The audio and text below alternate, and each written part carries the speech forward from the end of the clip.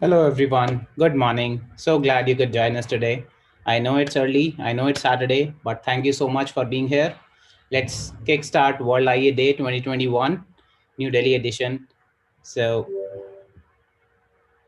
all right. So, why do we need this? Why should we bother? Showing up early on a Saturday here. So, it's our effort to make a world where information is understood. We want to be at a place where people can easily find and understand what they need. And World IA Day provides just a platform. So, World IA Day is a non-profit that provides foundation for learning about information architecture, a discipline devoted to understanding of how information is structured and understood. So you could be a patron and donate to the cause. You can donate to the link that is here, and we will share all the links with you in a email just after this session. So I'm glad to share that this year, in fact, today we'll be celebrating World IA Day across 50 locations, 24 countries, and across 5 continents. Isn't that just great? And this definitely would not have been possible without the support of our sponsors. So thanks to our global sponsors and partners, Optimal Workshop, who has been a long-standing partner for World IA Day, Exure, and Vito, which is a event platform for who is also supporting as a platform partner at some locations, UX testing, Abby Covert, Enjoy HQ, Rosenfeld, and our proud supporters across the world, Bentley University, Pratt School of Information, Proto.io, and others. And we have a surprise for you all. So for all the attendees who are here with us today, we have some attendee swag for you, and we will share these links in an email just after this invite, just after this event. And also, there will be a small quiz at the end of the session. We'll send you an email. You can take part in that quiz, and you can get a chance to enter into the raffle, global raffle for lotteries, which has amazing prizes like Abby Covert's book, a signed copy, and you can also stand a chance to win noise canceling set of headphones from Optimal Workshop. Also, you couple of you may stand a chance to win Azure RP team license, and that depends on how you do in the quiz. All right, and again, thank you for our platinum sponsor, Optimal Workshop, and yeah, we'll move on. Now, coming to our event. So we have amazing set of talks lined up for today. Um, but yeah, we have amazing set of talks lined up for today. We'll have Professor Ganesh Bagler, who will be talking about computational gastronomy. Then we'll move on to Asad Ali Junaid, who will definitely enlighten us with choice architecture and interaction design. And my personal favorite, a refreshing talk that I'm looking forward to is using IA to garden better by Anshul Tiwari. And of course, visual narratives, being the information designer that I am, visual narratives to feed curiosity. This looks very interesting, and I look forward to this talk as well. Think and thanks to our local volunteer team, and this is an entirely volunteer run event, and this would not have been possible without Savik. Thank you, Savik, for leading it. And Abhishek will be tweeting all the live information uh, for you guys. He'll be giving you minute by minute updates on tweets. And Manisani, that's myself, and Saurabh. Thank you so much, guys, for putting this event together. And thank you to our New Delhi supporters as well, Miranj and Hasgeek. Hasgeek has been kind enough to be our platform support, and it just feels great to have this partnership with Hasgeek. Thank you, Hasgeek. So, quick things. If you are tweeting about this event, do include these hashtags. We would love to get in a conversation with you on Twitter. I know Abhishek is very active on Twitter. He will be very prompt in responding to you. If for any queries that you have, you can also ask us questions there. Within our talks, we'll try our best to include them and put this across to our speakers. All right. So, like I was mentioning it about earlier, that after this event we'll have a quiz shared with you. The winners of that quiz stand a chance to win all these giveaways, and yeah, we'll share the link with you. Look forward. Thank you and enjoy the event. We'll start at 10:45 sharp. See you then. Thank you.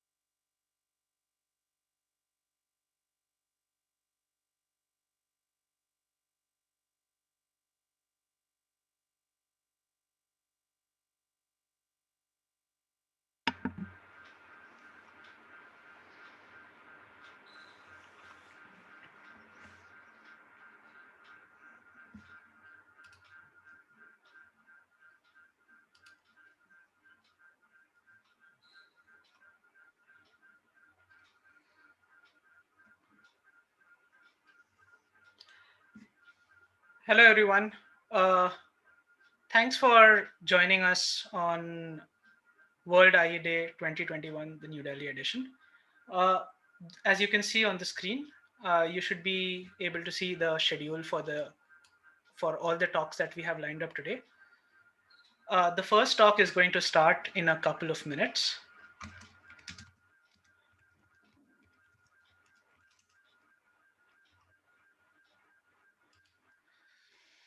Before we start the first talk, I would like to remind all our audience that we have a strict code of conduct for all World IA Day events around the world. You can read the entire code of conduct in by visiting the URL worldiada.org/code of conduct. In case you face any harassment,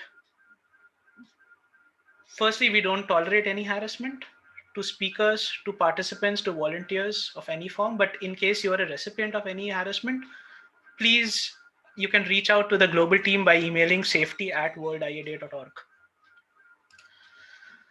There is also a global keynote session, which we are not playing out as a part of the New Delhi edition right now. It's a talk called Ways of Unknowing, called by Cassini Nazir. You must watch this talk when you get a chance. The full keynote is available on that link, YouTube link that is shared. And Cassini Nazir is also going to be available for a live Q&A in case you're interested. Please visit worldiada.org/2021. And there are 3 sessions, live Q&A sessions at 3 different time zones as you would see on the screen. And in case you want to visit one of those live stream sessions, live Q&A sessions, then a live streaming of this talk video will happen right 30 minutes before that chat session as well. So you can watch the entire talk then, and immediately after that follow up with a live Q&A session with Cassini Nazir directly. All right, with that, uh, I'll move on to the first talk that is lined up for today. I would I would start with an introduction for Mr. Ganesh Bagler. So Professor Ganesh Bagler is an interdisciplinary researcher and is considered the pioneer of computational gastronomy. It's the emerging data science that blends food with artificial intelligence. He has an audacious dream of transforming the global food landscape through data driven innovations. And when I'd heard of this work that Professor Ganesh Bagler is doing, I was immediately excited because it's so hard to connect food with data or information. And I felt that it's going to be an extremely relevant talk for our World IA Day New Delhi edition. And with that, I would request Professor Ganesh Bagler to please come on stage and share your presentation with us.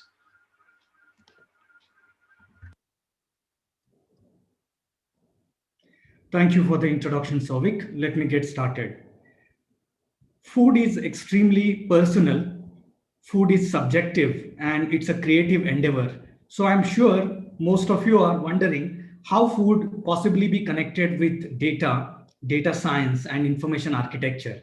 So my endeavor in today's talk is to unravel how computational gastronomy as a new data science is unraveling this area where we are trying to blend food with data and the power of computation.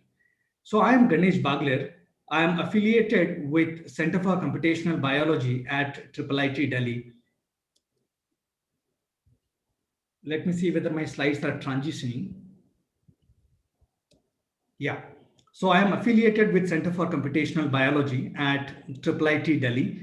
And we at IIIT Delhi are dedicated to the core practice of computer science and allied areas, of which computational biology and now computational gastronomy is one of them.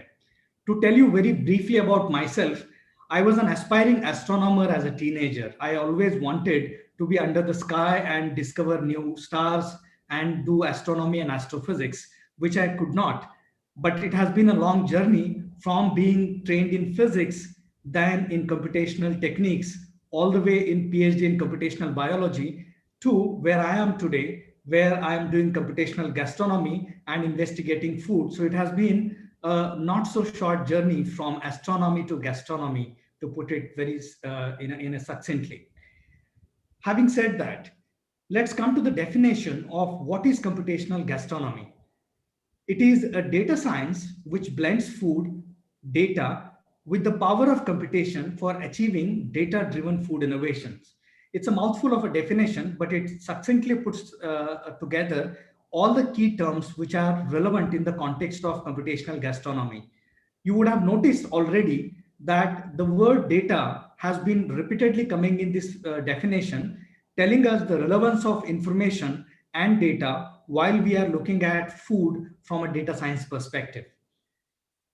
When we think about food, we don't think about it from a data point of view. As I said, it's highly subjective. It's a creative endeavor. In fact, it's a magical phenomenon. When you look at food and cooking, it is about transforming raw ingredients into cooked, delicious recipes.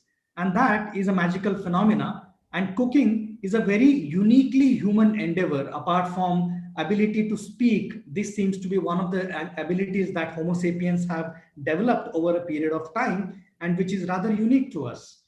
Cooking is in fact considered to be central to the evolution of disproportionately large brain sizes that we have, which have again contributed to the creativity and the artistic endeavors and mathematical abilities that we have, or even abstract abilities that we have. To an extent that it is considered that cooking is very, very central to being human itself, right?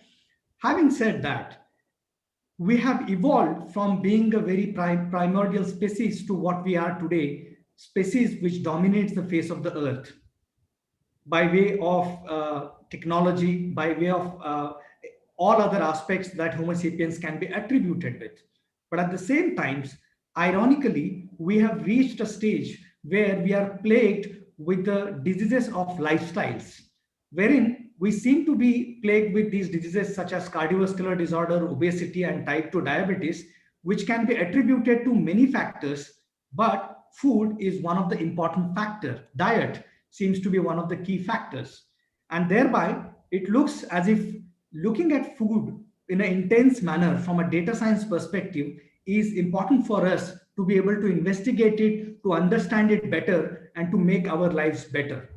That is where information architecture, data, information science plays a huge role, because food has not been seen until recently as a data science from the data science purview. It has not been seen.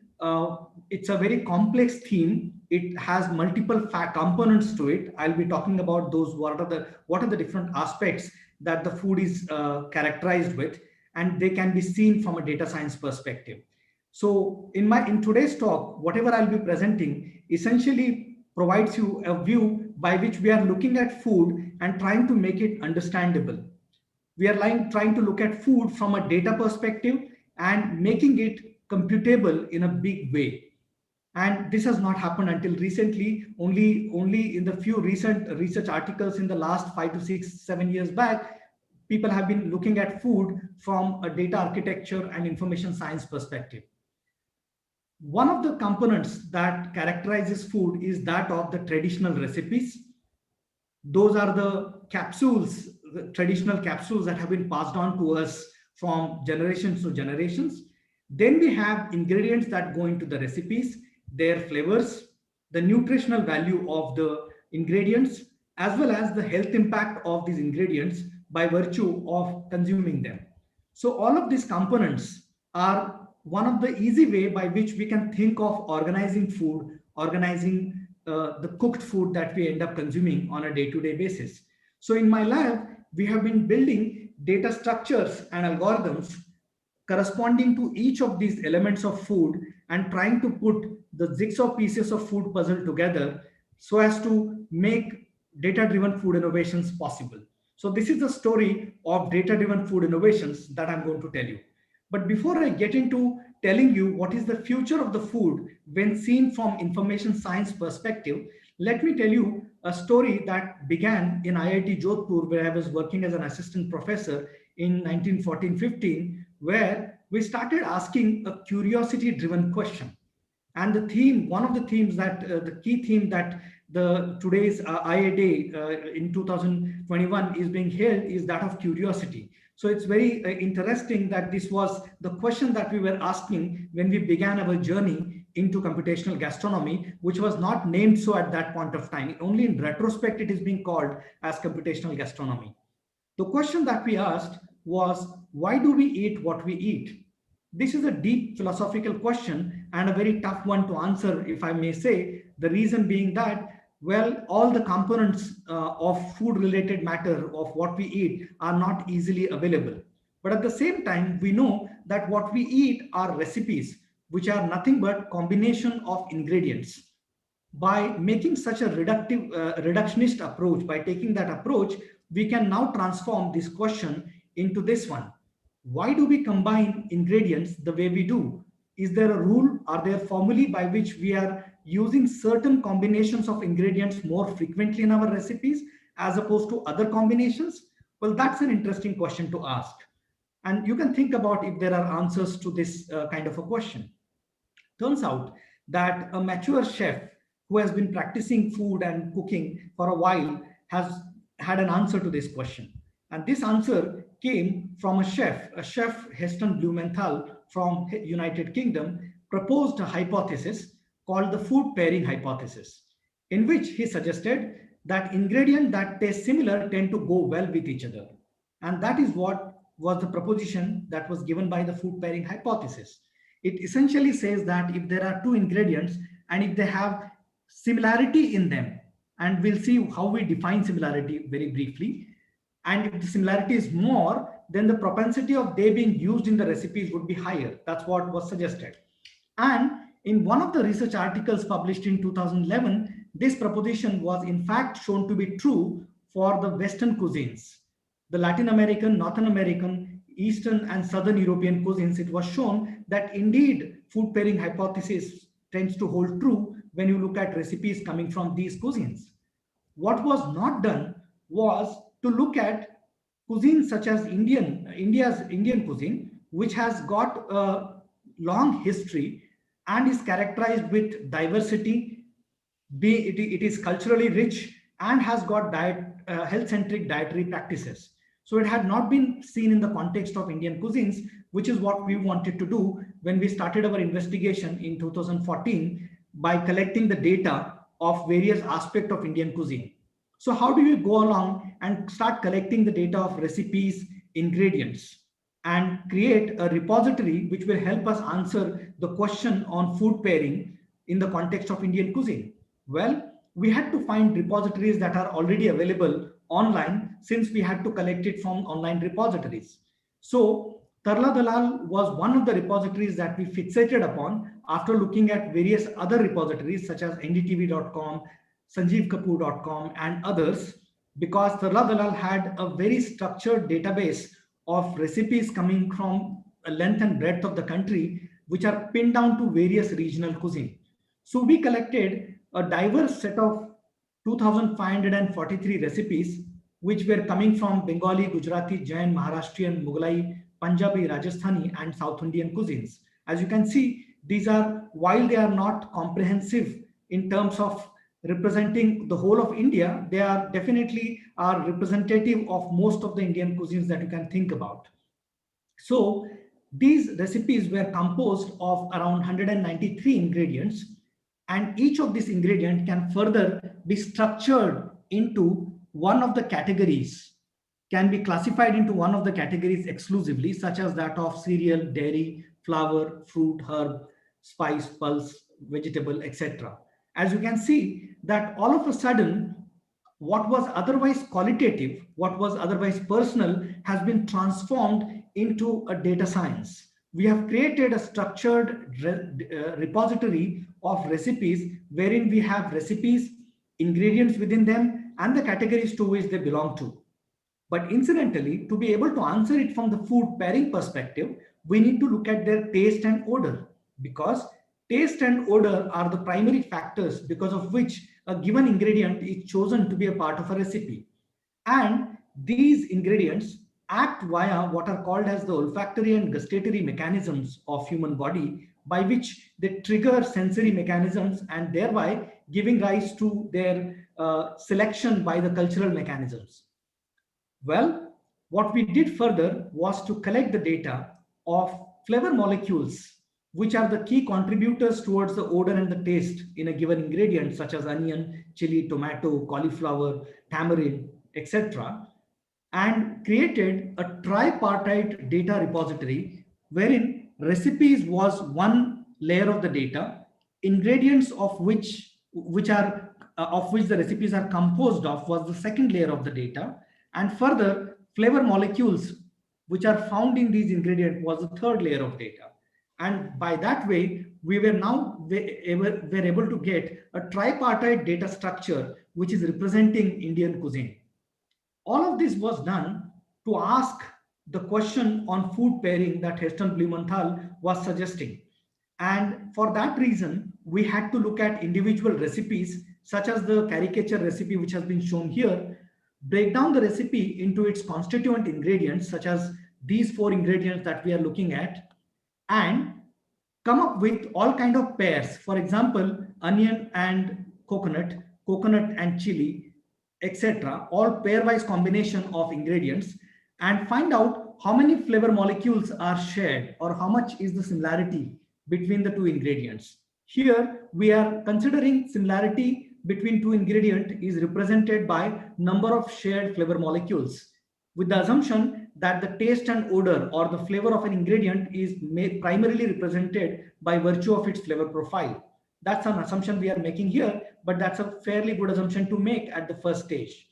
Having collected these numbers, we can take a simple plain average and get the first number, which is nothing but the food pairing index, which represents for a given recipe the number of average number of shared flavor molecules in that recipe.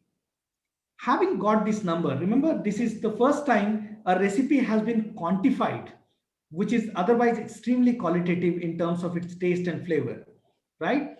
And this has been done by using the molecular basis of each ingredient, the flavor basis of each ingredient that goes into the recipe. All of this exercise was done in the context of the fact that what would happen if in these ingredients were being put together randomly, as opposed to being byproduct of cultural evolution.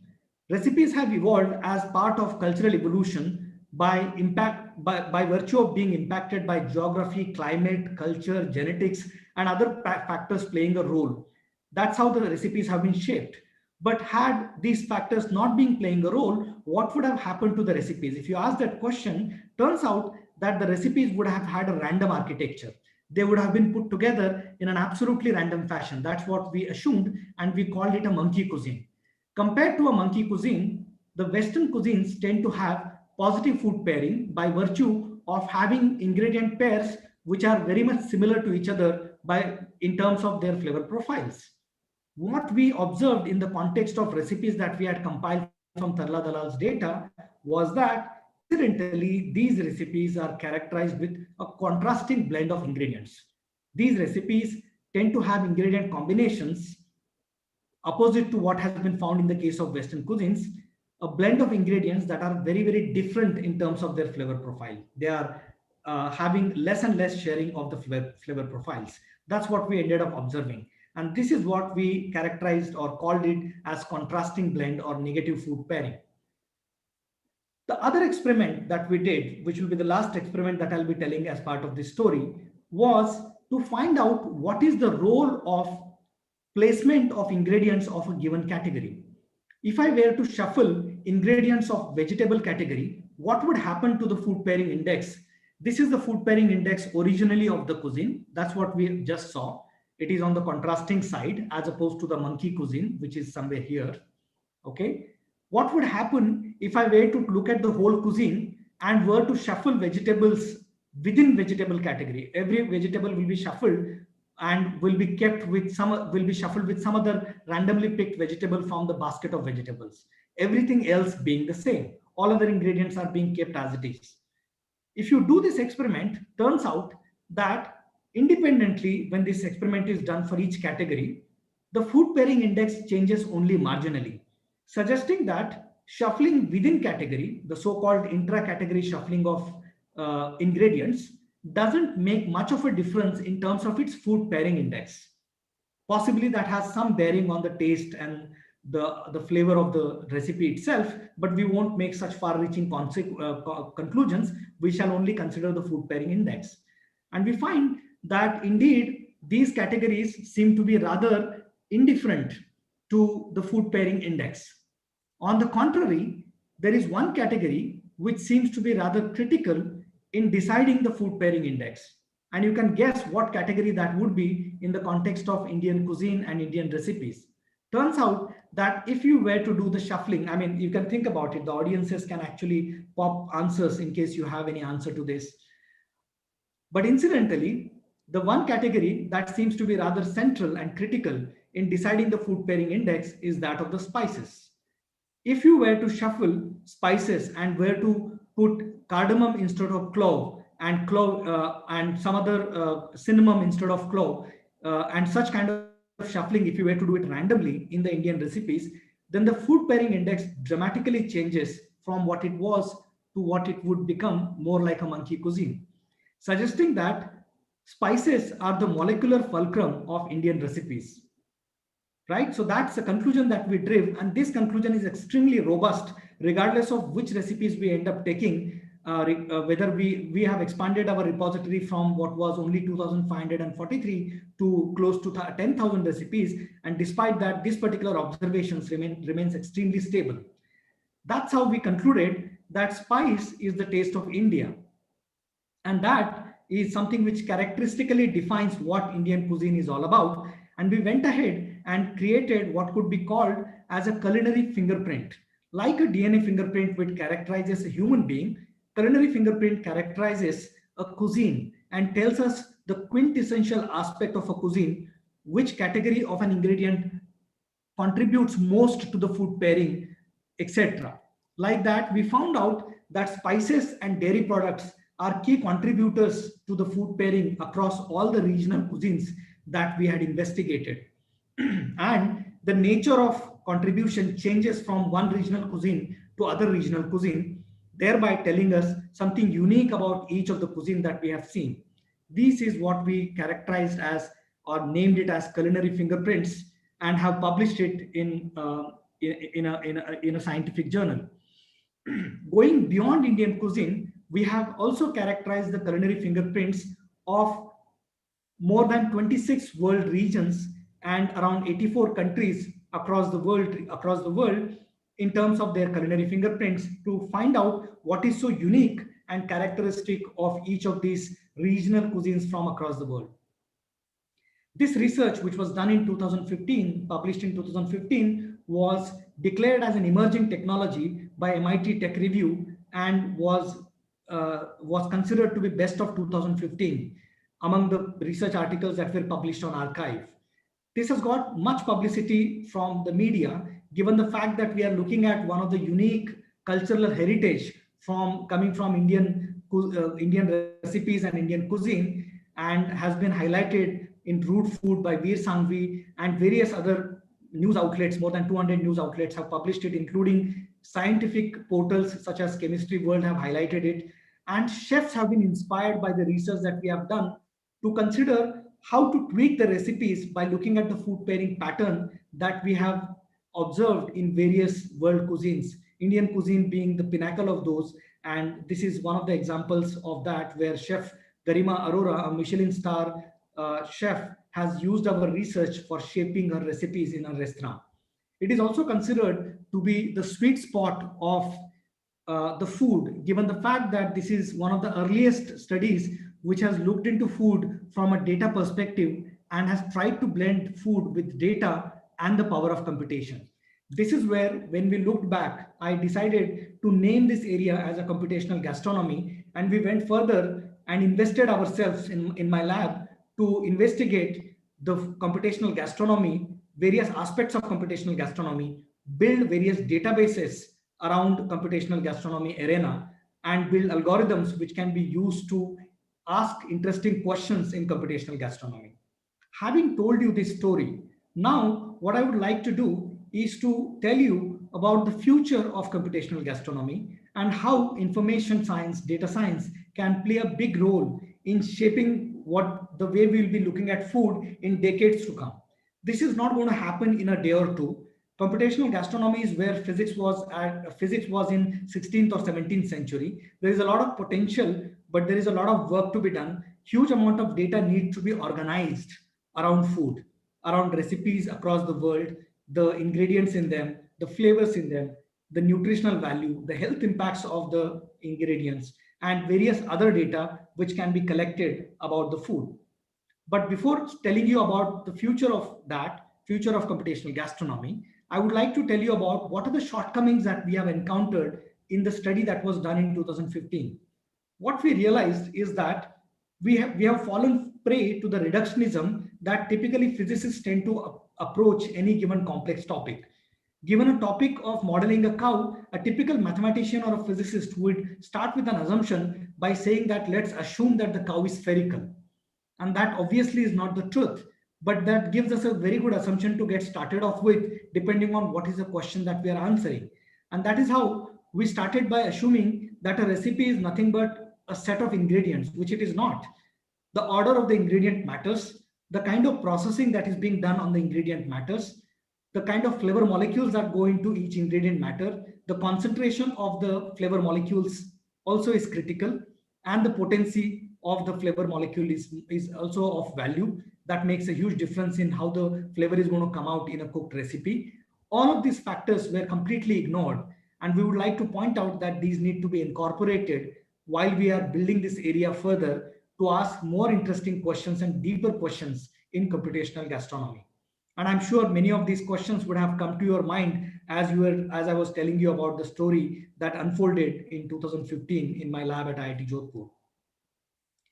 What we are trying to do in the future, starting from 2016 onwards, is to build databases and algorithms to make food computable. And that itself is a major challenge because so far food has never been computable. The data of food has not been compiled in a systematic manner to make it computable. The idea behind this is to achieve data-driven food innovations. Can we come up with applications of databases and algorithms thus devised is the question that we are asking here. And while doing so, there are three dimensions that we are looking at. The first dimension is that of the recipes and the data of recipes.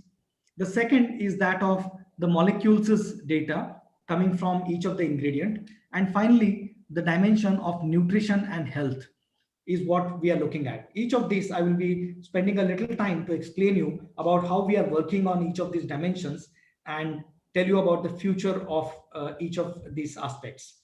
The first thing is that of the recipes space.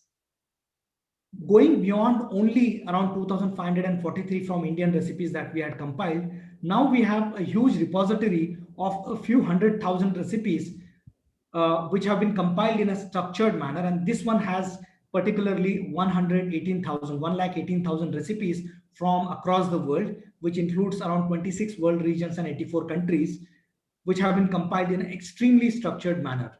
And when I say structured, I'm talking about recipe, its name, the cuisine from where it comes from. And when I say talk about cuisine, it can be the continent, region, and the country to which it belongs to specifically in a systematic manner.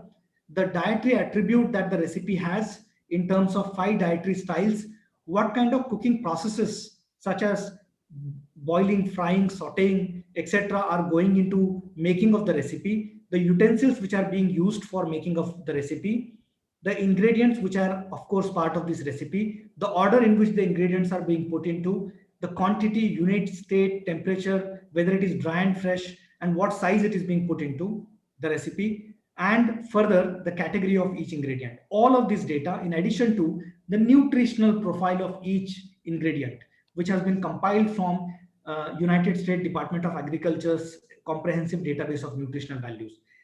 This particular repository is a wonderful archive for anybody who would like to explore recipes from the cultural perspective, from a nutritional perspective, or from dietary attributes perspective, or other values for that matter, if you would like to investigate. So this is one of the first repositories that has been published in a scientific space and is being made available freely for investigation for those who would like to build applications on top of it. Going beyond compiling the data of recipes from various world cuisines, we have also asked an interesting question about the evolution of cuisines and how they are interrelated with each other. So we have built information theoretical measures about relatedness of cuisines, about how similar or dissimilar they are from each other, and have tried to build a tree of world cuisines. And this particular tree is one of the earliest tree that we have built. We are refining it further, telling us about similarities in terms of cuisines and how they are matching to each other in terms of ingredient composition and use and less use of ingredient or more use of ingredient in various cuisines. This also tells us primarily that geographic proximity have played a huge role in shaping similarities of the cuisines, apart from the fact that there are certain cuisines which, while being away from each other, are still very similar to each other. So this is the tree of cuisines, similar to the language tree that must have encountered at certain point of time. One of the most interesting questions that we are asking in our lab is that of how many recipes are theoretically possible given any composition that you would like to create, given all the ingredients that are available in the world. Turns out that the number of ingredients can be estimated to be of the order of 1,000. And this number is a very rough estimate and a conservative estimate, given the fact that we are bundling all the onions into only one onion category. Similarly, all potatoes are considered to be a potato, and similarly other ingredients are bundled, despite they having a lot of different varieties in them. If you consider all specific varieties, then probably the number will come into few tens of thousands. Our estimate from RecipeDB is that of around 20,000. But then we are going by the conservative estimate of 1,000. And a typical recipe has got around 10 ingredients. Well, then if we were to make all kind of permutations and combinations, then the number of recipes that can be theoretically be possible is of the order of 10 to the power 30, which is more than the number of stars that are there in the whole universe. I mean, that's a huge number that we are encountering here. Of course, a lot of these recipes would be unpalatable and therefore would be discarded in the process of evolution. But nonetheless, we would still have a large number of recipes which have not been encountered by cultural evolution. Question is, in 21st century, with the power of data and with the power of information architecture, the data that has been compiled, can we now create new recipes, is the question that we are asking. And that is the direction that we are taking in our lab with the tools of machine learning, text mining, and natural language processing. I don't know how many of you have seen this movie Ratatouille. Maybe we can raise your hands who have seen this movie. I'm sure many of you are smiling in your cheek when you're looking at this particular picture, because it's a humorous movie about an adventurous rat which wants to cook. And the catchphrase which keeps running through the movie from Chef Gustav is that anyone can cook. So we want to take this adage further and ask this question: can computers cook? Can computers be taught by virtue of structured databases and repositories to cook, by creating repository of world cuisines, ingredients, flavor molecules, nutritional value? Can they be taught how to cook, and can they be allowed to capture the intuition that otherwise a human chef or a human culinary enthusiast would have? Well, that's the question we are asking. And towards this, one of the early articles that we have published is here, published in a conference called Coling, which deals with natural language processing, wherein we are trying to create new recipes with the help of data repositories that we have built, including RecipeDB being one of them. And remember, this creation of such recipes is not very far away from what has been done in the context of music, in the context of literature, where people are trying to imitate Shakespeare, or people are trying to imitate Mozart or Beethoven symphonies, and computers are to an extent successful in trying to imitate these masters. So say in a same manner, we are asking this question, can intelligence, culinary intelligence itself can be imitated? And the answer is far too away. We believe that the first step will be that of creating recipes which can be fooling a chef. We call it Turing test for a chef. So we'll be running this experiment very soon by the end of this year. Well, we'll be challenging a chef to recognize a recipe which is computer generated versus the recipe which is human generated. That's a challenge that a chef will be passed on to. And if we are able to fool the chef, statistically speaking, in a significant manner, that a recipe which is generated by a computer is actually a human generated, if that's what the chef would think, then we'll be partly be successful. The next test would be actually cooking these recipes and seeing how palatable these are. And that, I believe, is going to be a bigger challenge for us, because not all the attributes would be available to us to make a palatable recipe as of now. So this might take a few years before we can become successful towards that end. Well, that was about the recipe space. The next space is that of the molecule space. Given the fact that molecules are key contributors to the taste and odor, we took up the job of organizing the molecules, the flavor molecules that are found in all natural ingredients that are going into recipes. And this, I'm very proud to say, FlavorDB is the world's global standard for flavor molecules repository today, having published in 2016-17. And this compiles more than 1,000, around close to 1,000 ingredients and their flavor molecules, which are a few thousand flavor molecules, of which these ingredients are composed of.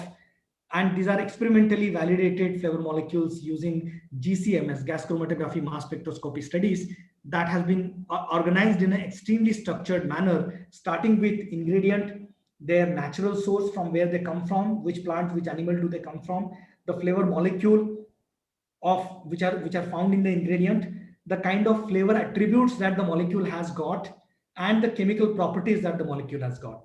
And various other interlinked properties are also available as part of FlavorDB as a database. We have gone ahead and published this as an Android app to make it available to culinary enthusiasts who would like to do a bit of playing around with food pairing, because it allows you to find out ingredient combinations which are very, very similar in terms of their flavor profile. This is right now it has been taken down because we are updating this FlavorDB database. We have gone ahead and remember that creating repository is not only for the purpose of searching and archiving it and then searching these databases, but also towards coming up with predictive tools. So this is a predictive tool that we have built for bitter and sweet taste prediction, wherein starting with a bunch of flavor ingredient molecules which have been characterized with bitter and sweet taste, we have come up with ways by which machine learning algorithms we have built to come up with prediction of what kind of a taste it would have. And this we have done only for bitter and sweet because the data was not available for all the other tastes such as salty, sour, and umami. Not enough data was available. And this data was good enough for us to build algorithm, which is a state-of-the-art algorithm. And again, this data of bitter and sweet molecule, the algorithm, the software which has been built, as well as a web interface, which has been denoted at the bottom, are all available freely for playing around. And remember, all of this takes us towards a very interesting application for designing molecules which are having expected level of sweetness but doesn't have enough nutritional value. This is important given the epidemic of diabetes that we are facing, to have enough number of sweeteners which don't add to the nutritional value. And that's one of the challenges in the technical space that we are facing. And this tool allows us to play with that and address that question. Coming to the last dimension that I was talking about is that of the health dimension. Incidentally, we keep coming across various news pieces and articles which talk about whether oil is good for you, egg is good for you, wine is good for you, or bad for your health, which aspect of health it is impacting, etc. And oftentimes we come up with contradictory assertions about the same ingredient being good and bad for the same disorder. And this, in my opinion, comes because the way food interacts with human body giving rise to health consequences is way too complex to comprehend through simple equations, such as the one which has been shown in front of you, right? It's not so straightforward. And that is the reason why we need to put together data repositories of health impacts of food ingredients based on empirical evidence to be able to come up with interesting assertions which are coming from evidence-based studies. And that's why we ended up building something called DietRx. This is under publication, under review at the moment. It is not yet published, but the database is available for exploration for anyone who would like to play with it. We have created an in-house repository of food and disease associations based on close to 38,000 research articles published in the last 90 years. And these data are created, these repositories created by looking at the title and the abstract of a given research article and the mention of food that has been made in the research article that we have put together and have come up with these food and disease associations. Food, we have identified using something called named entity recognition methodology. And similarly, diseases have been identified using NER, the named entity recognition of diseases. So we have built sophisticated algorithms for identifying the name of a food or a name of a disease in the title and the abstract. That's what we have been able to do. Further, we have integrated this data. Remember, it's not all about creating new databases, but also incorporating existing data repositories which are relevant in the context of food so as to create an integrated database. So we have integrated that with chemicals that are found in the food and genes which are linked with the diseases, thereby creating a quadripartite database of food, chemical, gene, and disease associations. And all of these associations are empirically proven, empirically validated, barring food and gene association, which is not available to us as of now. That's been only shown for graphical purposes, but it is not available with us. And DietRx thereby provides you a means by which you can explore this repository for finding out what food is good against which disease and what food is possibly impacting or causing a particular disorder or a disease as per the medical subject heading. And you can go back and find out which literature is being cited corresponding to that particular association identified using taste mining protocol.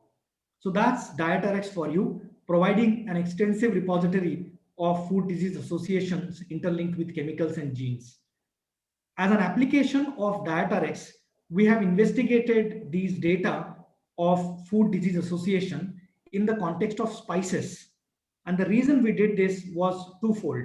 One is spices are coming out to be critical, not only in the context of Indian cuisine, but many of the cuisines from the world, including the Oriental cuisines, wherein it seems that the herbs and spices seems to be playing a critical role in shaping the food pairing index. That was one reason. Second was the question which is generically being asked is, why do we use spices in our food? Is one of the important questions that we ask. And one of the interesting answer to this is in terms of the flavor and the fragrance that the spices offer in our food. And given that, one of the questions that is being asked is that the nutritional value is none for the spices. So why do we use spices?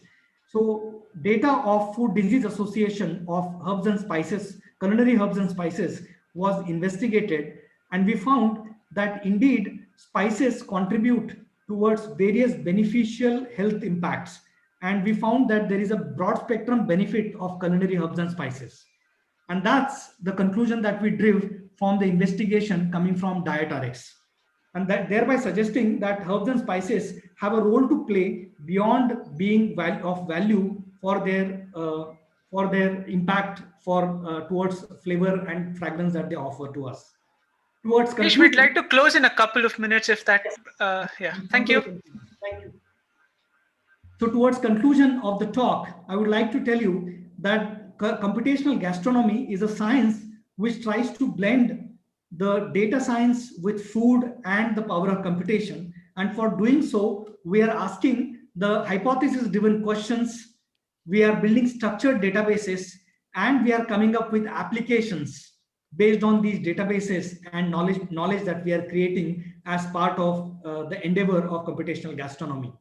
And one of the possible direction that we see is that of personalized nutrition, which seems to be one of the potential space that we are moving into, wherein with the help of machine learning, data science, and computational gastronomy, we can build algorithms which can tell us which food should be consumed to improve our health. So this is a particular research article which tells us about how do we eat a food which will help us decreasing the postprandial glucose level, the glucose level after eating, consuming a meals, which is critical towards indicator towards type 2 diabetes. And that's one of the applications that I would like to point as I conclude, and would tell you about various things that we are doing in our lab, including food beverage pairing, prediction of taste and odor, culinary fingerprinting, dietary interventions, design of food and beverages, and all the way up to moving in the direction of creating sustainable food innovations. And all of this has started only 6 years back. So I would like to emphasize this, that computational gastronomy is a very young area, and many of us who are data scientists and computer scientists have a lot to contribute. Those who have keep any interest, even peripheral interest in food, can actually contribute to this area by way of investigating the data that is being churned out from our lab. So towards the end, I would like to stop with this quote, which says that the discovery of a new dish confers more happiness on humanity than the discovery of a new star. And I have not been able to discover new stars by being an astronomer, which is what was my aspiration as a teenager. But I hope I'll be able to discover new dishes to make humanity happier and healthier with the help of data structuring and information application of information architecture that we are doing in the context of food. I would like to thank a large number of my students, PhD students, MTech, BTech, and interns, whom I can't even name because of the large numbers that are there, and who have contributed towards this research, and would stop with that for question and answers. Thank you. Thanks a lot, Professor Ganesh. This was an amazing conversation, and I have definitely learned today that every time I go to the kitchen, I produce something from the monkey cuisine domain. All right. So I think this is a great story. We have about, so I would like to say to the audience, if you are watching live on YouTube, you can post your questions on the live chat. If you are on Zoom, you can use the Q&A panel to pose questions, and we'll try to take those questions to Professor Bagler. We have about 8 to 9 minutes available to do questions before we move on to the next speaker. So I think one of the great things that Professor Bagler is doing is you've taken a concept that is food, which is an everyday occurrence for us. You have used the concepts of information architecture to make sense, extract the tacit knowledge that is there, or tacit information that is there in food, made sense of it, and you're showing us what is possible once you've made sense of it. But tell us, how was it when you started off? What were the challenges in discovering the fact that when food, which is often considered a cultural thing or a common thing, never thought from a data lens or an information lens, how is it to start it off, and what were the challenges you might have faced at the beginning? Okay, good that you asked that question. Even as a professor in IIT, it was extremely challenging, where it is considered that freedom is the first thing that is given to you. It was extremely challenging because when I started this investigation, we created the first compilation of recipes, and we did the first analytics, and I presented this to a couple of my colleagues who are coming from physics and mathematics background. They were extremely critical. They said that, why are you working on food and recipes? Why are you looking at these data? Compiling this data itself was challenging because it was not easily available. Names of ingredients were coming in different, there were different avatars. The vernacular languages were being used for naming the ingredients, just to give a couple of challenges that we faced, right, at the beginning.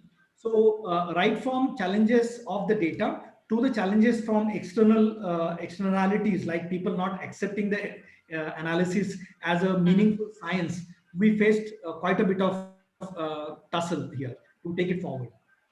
Right. So you're in many ways challenging common notion that we always take for granted, that food is food. It's something. It's completely subjective, and there is no objective quotient to it in a way. And if you can break it down and structure it so well, that kind of gives this new dimension. Now, The question I have is what do you believe is the role of curiosity and experimentation in order to come up with these dimensions that you're talking about, or these ways of looking at food that you're coming? What's the role of experiments? And I'll make it the question a little larger, because of course you'll answer it from a food point of view. If someone is taking any other subjective domain, like from food, it can be any other field tomorrow, any other field of art, as a matter. What is the role of experiments, and how do you start to begin to do those, get an understanding of this art form? Right. I think any creative domain or qualitative domain that we would like to deal from a data science perspective or from a information architecture perspective, one need to respect that at some level there is an intuition which goes into it, whether it is music, painting, food, or similar domains. We need to respect that part, and it will remain there for a while, because we do not know whether we will be able to break down it into entirety in its structure, in its constituent elements, to be able to apply the tools of computation. We won't know that, but Yeah. we can start with that. We can start with that hope that yes, it is possible to break it down, at least at its first level. We can break it down into its constituent elements, like we did in the context of food, in terms of ingredients, flavor molecules, nutrition, taste and odor, etc. We can do that. Whether this can be used for challenging human intuition and creativity is a completely different ballgame altogether, right? Right. So that is what I would like to suggest, that people should not shy away from experimenting and collecting the data and trying to break down the qualitative arena into its constituent components. One should do that definitely. Right. And how do you figure out what are the constituent components in the first place? Like, if you would uh, catch hold of a common person on the street and say that break down the constituent components of food, no one will be able to say, oh, there are pulses, there are meats, there are fruits, like these categories of food that you had also specified, which is very core to information architecture. How do you come up with these? Well, these were not easy to come by. Partly we had to partly we had to rely on the scientific literature about what has been talked about these attributes earlier, and partly we had to talk to an expert, for example, a chef. We had to connect with them.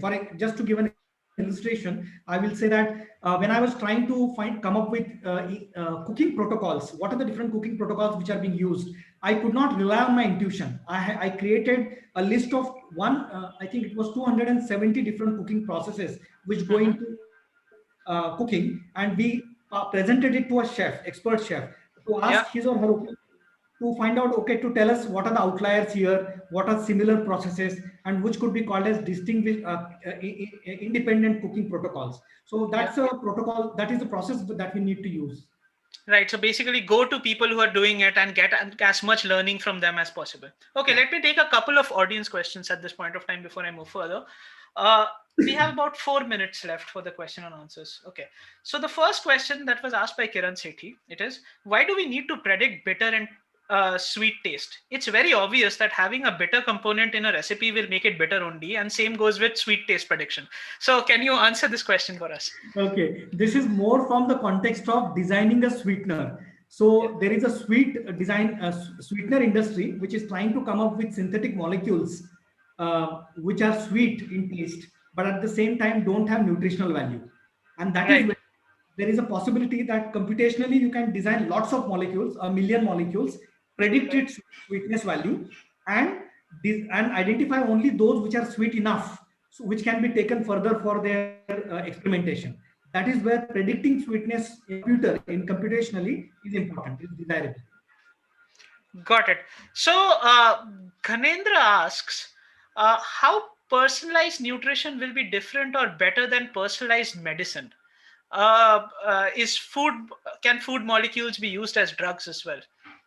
I won't go to the level of talk saying that food molecules themselves be used as drugs, but I will talk more about how food itself can be used as a potential mediating agent for treating a disease. Like in the context of diabetes, what you eat is going to trigger your postprandial glucose level, and Yeah. thereby, if you can design or if you can find out food which triggers desirable response in me vis-a-vis Ghanendra, that would be extremely wanted. It'll be highly desirable, right? I would like to find that out.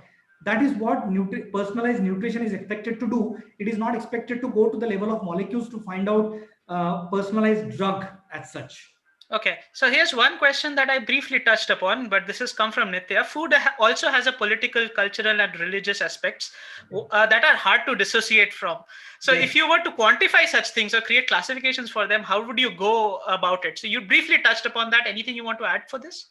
Nitya has touched upon a very interesting aspect of food. Food has got extremely social aspect of it, political aspect of it. It is politicized heavily. Think about beef if you want. You know.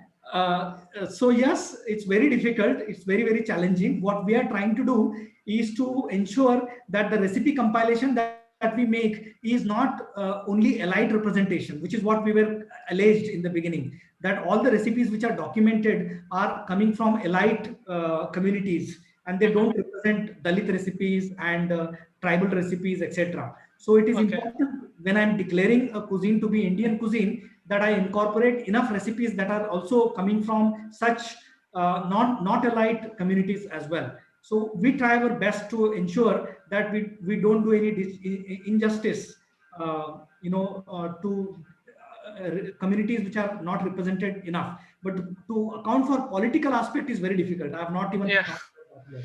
Okay, the last question from the audience that I'll be taking is, what determines whether a molecule or a collection of molecules will have a particular flavor or a new flavor will emerge out of it? Very good question.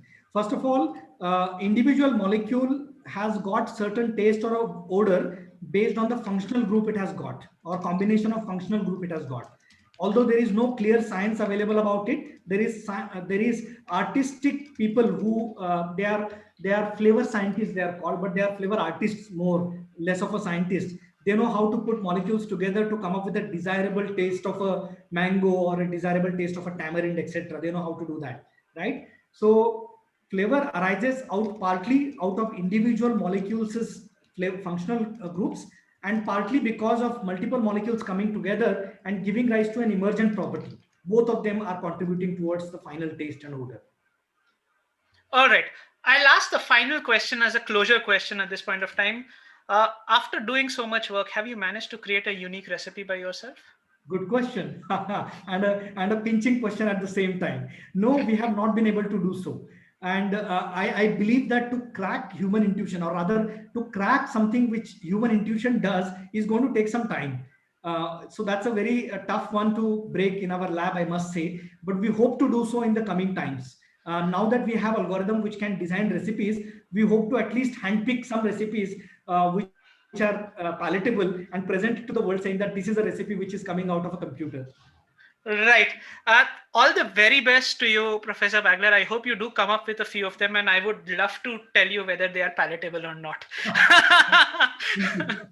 And for all the other audience, if you have further questions, you can use the updates and the discussion tab in the Hasgeek channel, event channel, where you can post further questions, and we can request Professor Bagler to come in and answer those questions for you.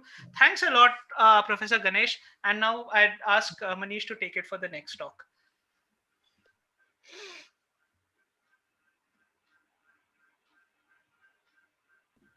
Thank you, Savik. Thank you, Professor Ganesh. It was truly an amazing talk. So we'll break for a few minutes. We'll resume the session at 11:45 with Junaid's talk.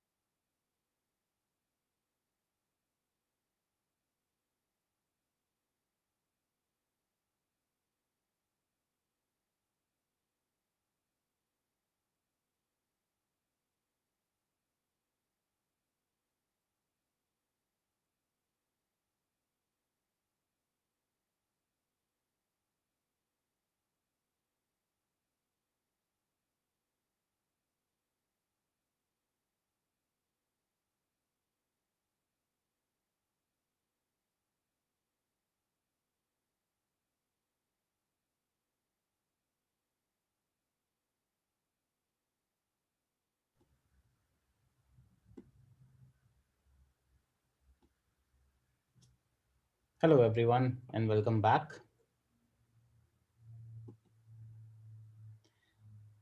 So, there will be a quiz at the end of the session. The link will be shared to you with an email, and I hope you'll participate in that. And definitely, there are some exciting prizes there. Amazing. So, let's move on to our next speaker, Asad Ali Junaid. Asad Ali Junaid is an experienced designer at Adobe. Junaid has about 15 years of industry experience as an experience and interaction designer, contributing to companies such as Oracle, IBM, Intel, among others. Junaid has a multidisciplinary background with Masters of Science degrees in human factors psychology and in electrical engineering as well. He is also an entrepreneur and an author of an epistolary novel. He has several teaching credits and regularly teaches and conducts workshops on human computer interaction and creativity. Today, Junaid will be talking about architecture in interaction design. Over to you, Junaid. Thank you, Manish. Thank you, Professor Ganesh, for the enlightening talk. And thank you, Souvik, for making this happen. So let me share my screen and start it off. Um, you guys can see my screen. No objections there. Okay. So basically, a couple of years back, right, what happened, I set it out to control my phone usage. So I wanted to control this by saying that, okay, I will charge only once a day, morning for 1 hour, 45 minutes or whatever. So I should charge early in the morning before I used to go to work, and then charge it again the next day morning. So that was how I wanted to control my cell phone usage. So what used to happen uh, uh, for some days was uh, the phone battery used to drain out by the evening, and I was using the same amount of phone. I used to use the same phone. I never used to use it as much. I never started using it more, so I couldn't figure out what was happening. So the crux of this problem, the crux of my introduction to the whole area came from that single problem. So I mean, it's again, the theme of this talk is curiosity, and that's where it started for me, um, with curiosity. So I'm just trying to, yeah. So I have an iPhone. I'm sure people who have the iPhone are familiar with this menu. You just scroll up on the iPhone and you get this menu. There are different options for airplane mode. You need to turn on the like data packet, the Wi-Fi, the Bluetooth, then there's music options, all of that. So we'll just focus on the top section here, where you see the data on and off, Wi-Fi on and off, and the Bluetooth on and off. So we'll focus on that. So what used to happen was, I figured that my the Wi-Fi of my phone used to automatically turn on. So I mean, though I didn't turn it on by myself, I used to switch it off, and then I used to go to office. By the time I reached office, it used to be on. I was like, I mean, what's happening? So then I researched further, and then I discovered that there are two different states for turning the data package on and the Wi-Fi on. So for turning on the data packet, right? I mean, the 4G data, you have that's one on the top there. You click on the off state goes to the on state, goes in a green color. But for the Wi-Fi, you click, Wi-Fi has a cross across it, and when you click it, it turns on using the, I mean, it shows on in the blue color. I mean, I didn't pay much attention to it. I didn't know what was going on. I mean, as long as I'm getting the Wi-Fi, I'm fine. As long as I'm getting the data package, whenever there's no Wi-Fi, that's fine as well, right? So I didn't care as much then, but I started noticing this was what was happening. And the on state for the data packet, you see, was in green. The on state for the Wi-Fi and the Bluetooth was in the blue.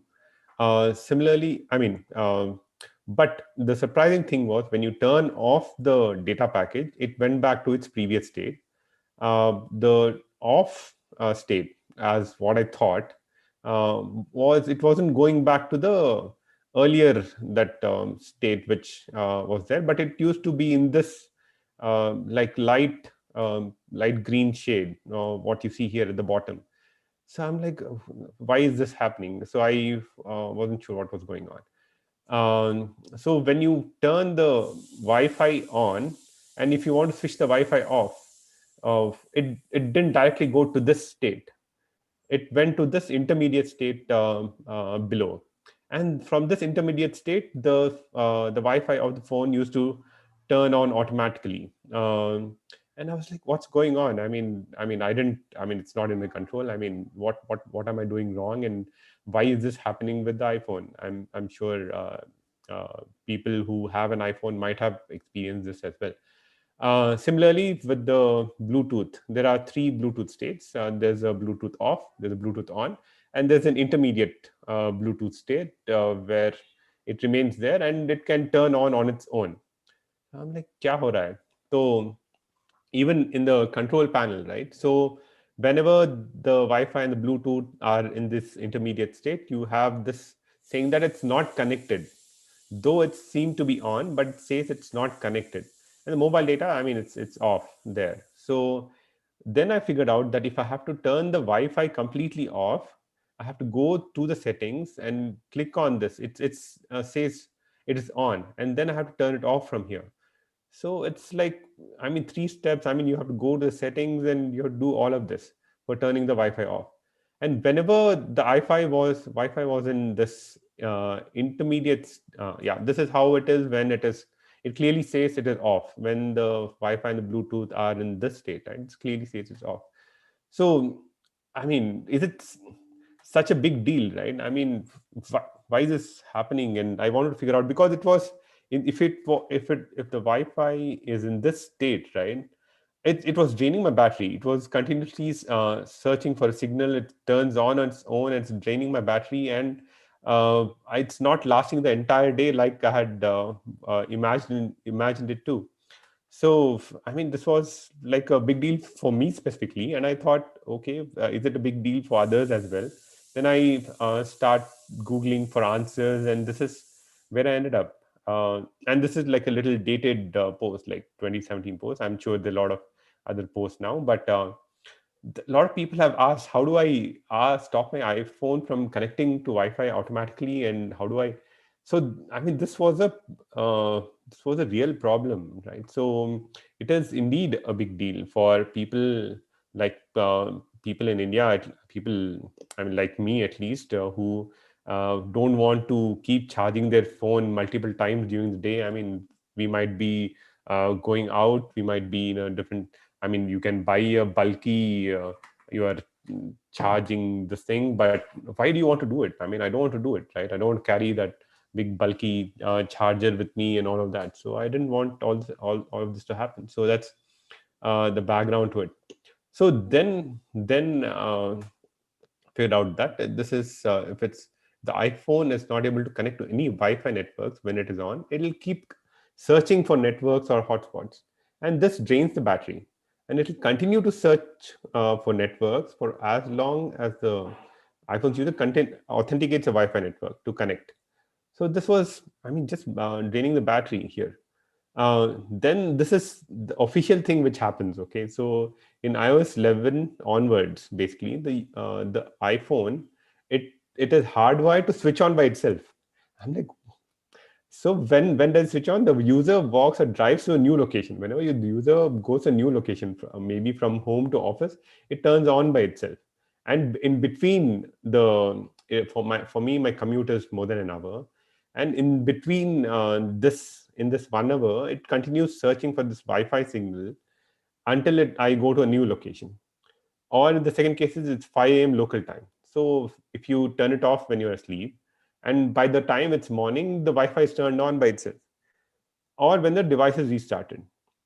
And to completely switch off the Wi-Fi, you have to go to the settings and turn the Wi-Fi on and all of that. So, and this is again, there are different articles, how to fix the Wi-Fi problem, how to turn off the Wi-Fi, all of this. This was an actual problem. I, in fact, wrote to Apple, tweeted them and all of that. I didn't hear back from them. But for me, this was a problem. And basically by doing this, right, there are three design principles which the iPhone violates. These are user control and freedom, consistency and standards, and visibility of status. But user control, it's not basically, it switches on by itself. The user is not in control, and it is not completely switching off the Wi-Fi. Even if I want to switch it off by doing a swipe up, right? Then consistency. This is not consistent. So for me, the data packet and the Wi-Fi are ways to access the internet. So by following a different convention for switching on and switching off the data packet and the Wi-Fi, it's basically violating the rule of consistency here. And a lot of people, I mean, in terms of visibility of system status, right? I mean, a lot of people, a lot of users didn't know why their phone was automatically switching. So Wi-Fi was switching on. I mean, as seen from the Google results, right? A lot of people didn't know. And I was like, how could Apple do this, right? Apple is supposed to be the gold standard of user experience. And they were the guys who actually coined the term user experience. I mean, Don Norman was working there, and he wanted to, he set up the team, and he was the first person who, with the title of user experience designer or user experience architect. So this was the company which was, I mean, known for its user experience. And how could they even think of putting their users to this? For me, this was like a genuine problem. I'm very curious to figure out why are they doing this, right? So it was then I came across all this research about choice architecture and what they might have thought. Okay, basically, choice architecture is the design of environments in which people decide. It's basically a decision-making thing, and it's people decide based on the choices available. Okay, and basically, choice architecture, the commonalities are choice architecture, information architecture, interaction design. It's all about presenting information to consumers or users, right? So a choice architecture has a responsibility for organizing the context and furnishing the choices using which people nudge towards making favorable decisions. Okay, information architect is helping your users find information with the primary goal of completing tasks. And interaction designer designs for user experiences, the interactions. So these are very loose definitions, which I thought would serve the purpose of this presentation well. So I put it here. I don't want to get caught in debates on defining all of this, but basically for the purpose of this presentation, I have this. And the bottom line is information architects, interaction designers, user experience designers, we are all choice architects in a way, because we are presenting choices for the user or the consumer to be able to select among the choices available and make decisions and get information basically. So there are different environments, right? Environments designed to present choices. So, I mean, you go to a restaurant, there's a buffet there, there are different choices. You walk into the supermarket, there's so many choices. I mean, consumers go in and are able to pick what they want. You go into Amazon or Flipkart, and you have some choices there. You have different ATMs, how ATMs present choices are different. People design software applications, you have different choices there. You go into like a social media setting, Facebook, Twitter, you have again choices there. You pick up a newspaper, and the news you see is based on choices which somebody has made for you to see. I mean, even a TV news channel, right? What kind of news is shown to you? It's again a set of choices, and which can lead to further debate. That's a different whole discussion. That's a separate discussion to happen. I don't want to get in there right now. But so let's talk about nudge here. So people's decisions can be influenced by small changes in the way how choices are presented to them. So again, these kinds of choices which enable people to make favorable decisions as decided by the choice architect are called nudges. People can be nudged into making a decision as decided by the choice architect. So it's a nudge is I'll go into examples. For example, like you in your in your menu, right? If you decide to have lots of healthy food options, a lot of fruits, lots of veggies, this is a nudge. It nudges you to basically eat healthy. Totally banning junk food is not a nudge, because you are like completely eliminating all those choices. That's not a nudge. Putting lots of healthy food in a menu is a nudge. So similarly, in the environment, right, there are a lot of these are in these environments are ripe to have these nudges. For example, in a buffet, you can go to a Chinese buffet, or you can uh, go to a buffet which has lots of healthy food items, right? So you go to that healthy food buffet. I mean, at least in US, you had them. You had lots of how do you say healthy items such as a lot of veggies, a lot of like soups and salads and all of that. So I mean, you can have nudges in these environments. In a supermarket, the how do people present choices, right? Maybe they put in the most expensive items right up front. They'll hide the less expensive items back. Even in an e-commerce site, you go to an e-commerce site, the first things you see in that top section is all these expensive phones there. In ATM, I mean, at least the HDFC Bank ATM, which I use regularly, it's narrowed down the choices. I can just quickly get in, quickly get out, taking out the specific amount of money which I want. So it has listed a set of favorite items in the list of choices which present to me, and I can get out as quickly as possible. A software application as well. I mean, you can have several nudges there. Social media setting. I mean, I'll go into examples of these settings. Even in a newspaper and a TV news channel, you can have lots of nudges to influence basically how people think about maybe this nation, maybe a political party, or things like that. So there are a couple of misconceptions about nudges. So it's possible to avoid influencing people's choices. In a setting where you have lots of choices, it's almost impossible to avoid influencing people's choices. So you have to present information in a certain way, and that is, I mean, you will be biased in some way or the other. Maybe if you are biased based on the revenue you want to earn, or if you want to have the greatest of experiences, or putting in most number of choices, all of that. The second misconception is a nudge always involves coercion. Coercion is a negative term. It's like forcing the user to do something. So that's a misconception. You don't have to have coercion in a nudge. And other misconception is nudges reduce ability to solve problems. So you're continuously nudging people to choose the right thing or decide by themselves. So nudges, I mean, they're not necessarily, they don't necessarily reduce the ability to solve problems. So there are two extremes here. So one is called libertarianism. I mean, it's a hard term. So a critical responsibility of choice architects like this is to protect the people's right to choose. That's one critical responsibility there. And this is known as libertarianism.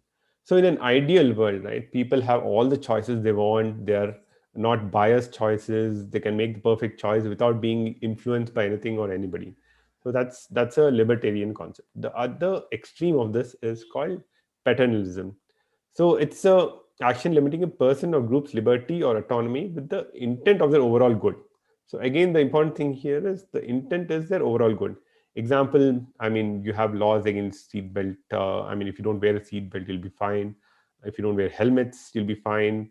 And I mean, the iPhone Wi-Fi setting, right? So, I mean, the Apple thinks, okay, maybe this is good to people in some way. So That's I mean, maybe in a different country it works out, maybe because the data charges are very high, maybe in the US, and that's why they have this option of wherever they go, the first option would be for the Wi-Fi thing. So maybe they thought that this would work universally as well, which probably doesn't. So that's what I have taken out from that. Um, Interaction designer and information architect, we all walk this thin edge when designing applications. Whether we guide users down the right path, or we have to force the user uh, down this path. So sometimes it so happens, right? If the user doesn't feel that he's in control, right? So users have to feel that they have to be in control, and they have freedom to do what they want to do. So if the user is not aware of what the system is up to, what should happen if he initiates action, and that he's in control, right? If the user is not able to do all that, then he'll be pissed at whatever we have designed. Um, it's basically that's what I was trying to say. I mean, the expected user behavior is against or regardless of the will of an individual. So if the user is not willing to do it in a certain way, it's against his will and all of that. So um, this this it's important to note that no matter how much, if you are in an environment where there are design choices, there is no such thing as a neutral design, because you have to uh, present choices in a certain manner, no, regardless of it. So small and insignificant details can have major impacts on human behavior. So this is the whole theory behind it. And what is the need? What is the need actually for, why do we have to architect choices? Why do we have to nudge people? So, this some statistics. 13% of the world people in the world are obese. 39% of the world's adults in the world are overweight. 1 in 5 children and adolescents globally are overweight. So, if you're saying that people are able to make choices by themselves, right? They know that this eating this food and this quantity is bad. Then they wouldn't be in an ideal world, there won't be any adults who are overweight. People won't pick up bad habits like smoking, and people, I mean, though marriage rates are declining, I mean, you have a lot of live-in relationships and all of that, but even then, right, among people who actually get married, 39% of marriages, I mean, we have stats for the US, they end in divorce. And Hey, Janelle. another Sorry, we have 4 minutes for four the. minutes we started a little late, but Yeah. yeah. Anyway, so share of children, I mean, this is again another example why um, this is again another example to show that people make bad choices in terms of people who are born outside of marriage.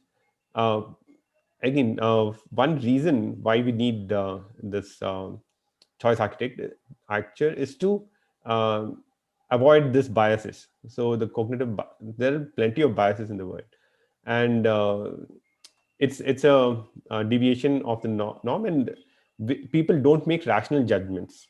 So that's, I mean, there are problems which the bias help us to address. I mean, bias are there for a reason, and these are the problems which the biases help us to address.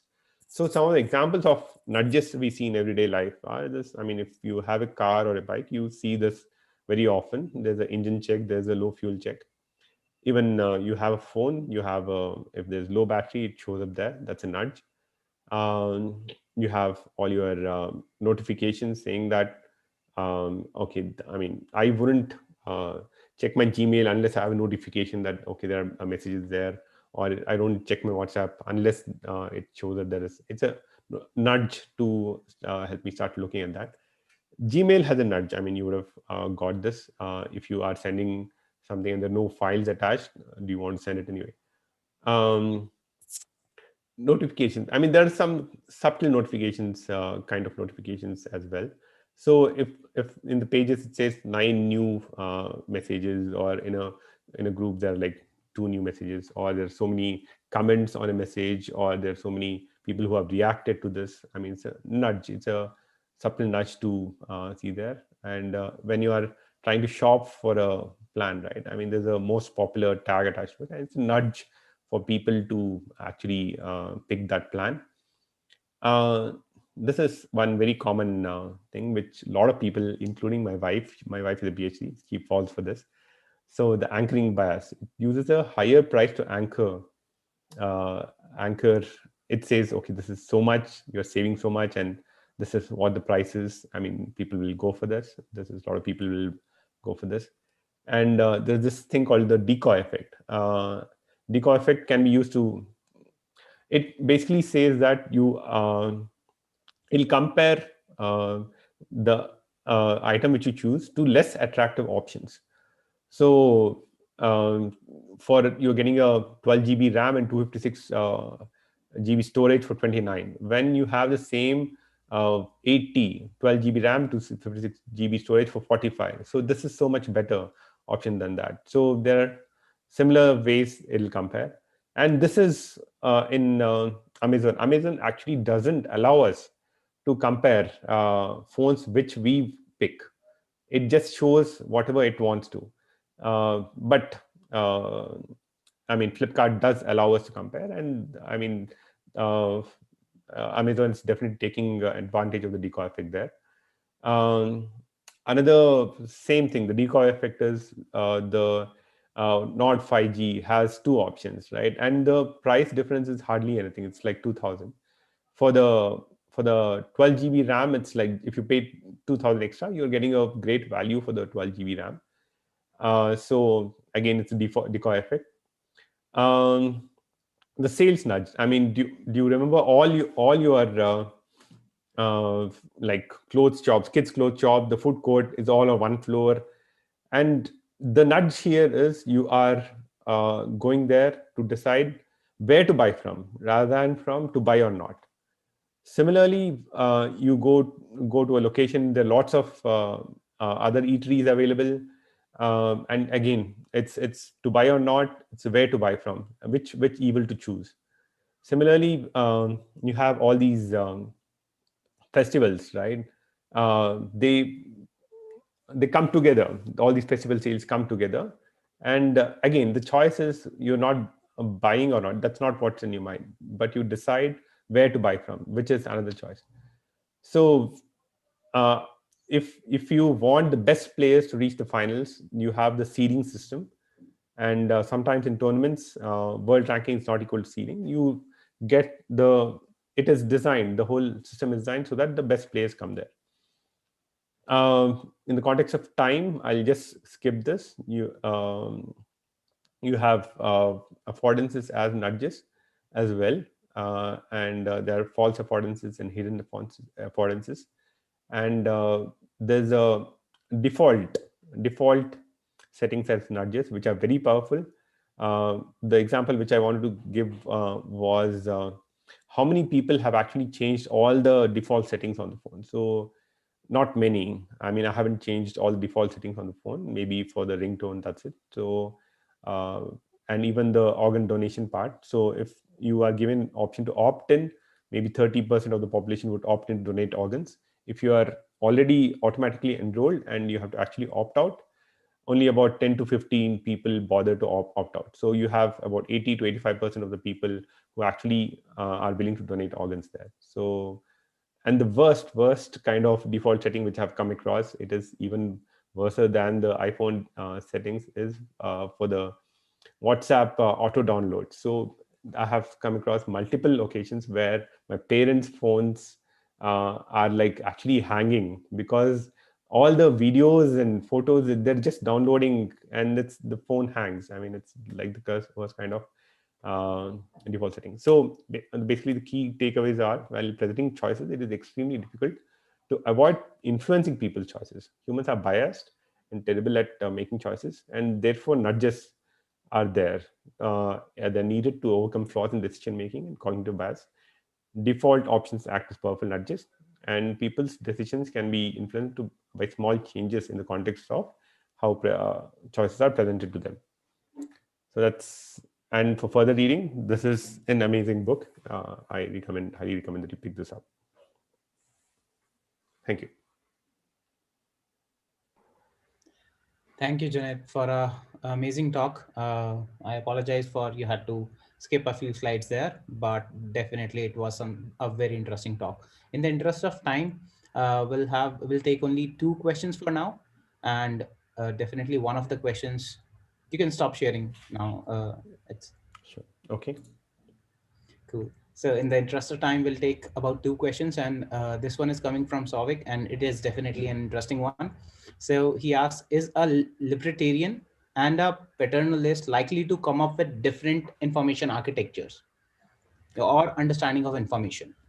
Yeah, Or probably. So if again, it depends on the individual, but based on what they're intending to do, right? What the intent is, whether they want to give all the choices they want, or they want to reduce the set of choices to make make a person to come to a decision which is beneficial to him. I mean, they'll probably. I strongly think that they would take a different path. cool. So the second part of this question actually talks about, as a designer of these technologies and these Mhm. platforms, is there something we can deliberately do so that our work comes off as unbiased? It's very difficult. I mean, to come across as unbiased, I mean, if you have the right intent and all of that, yes.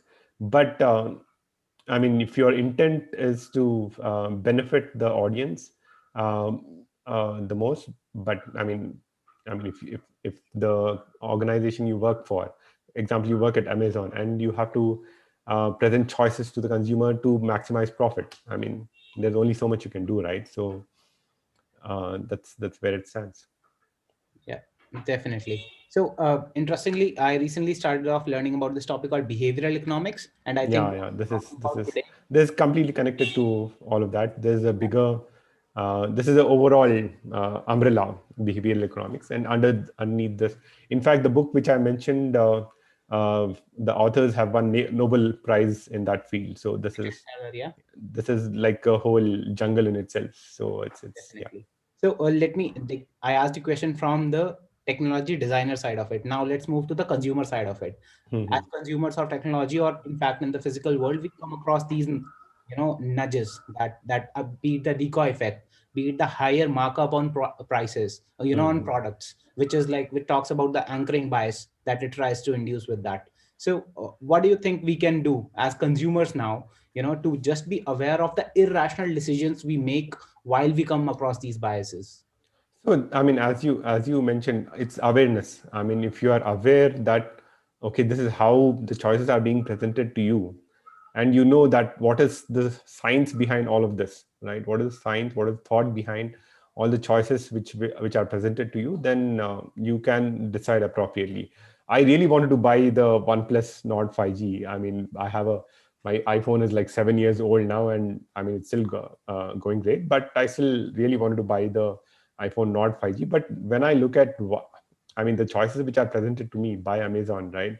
Uh, Comparing the iPhone Nord 5G, 12 GB RAM with the 8 GB RAM and the price difference, and I'm aware what they're trying to do. They're presenting this decoy to me, and even the because of the awareness, I'm thinking, should I really buy this, or is there any other better option in the market? And I'm used to the iPhone now. Should I just go ahead and buy the iPhone 12 or iPhone SE 2021 whenever it comes? So I'm aware of what is happening and why they're doing it, and that helps in a lot of ways. Perfect, perfect. All right, that was an amazing talk. I'm sorry we could not take more questions. Definitely, all the attendees, if you have any questions, I think you can reach out to Junaid. You will include the profile link in the follow-up emails. And thank you so much, Junaid. It was definitely an enlightening talk. Thank you, Mani, for the opportunity, and Souvik for the opportunity. Yeah. Let me ask Souvik to get started with the um, next speaker.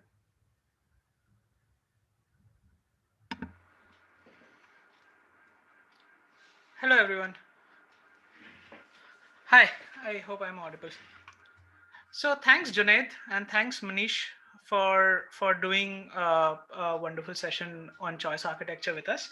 We were a little short on time, but I'd like to announce that if you have any follow-up questions for Junaid, please post them on Hasgeek website.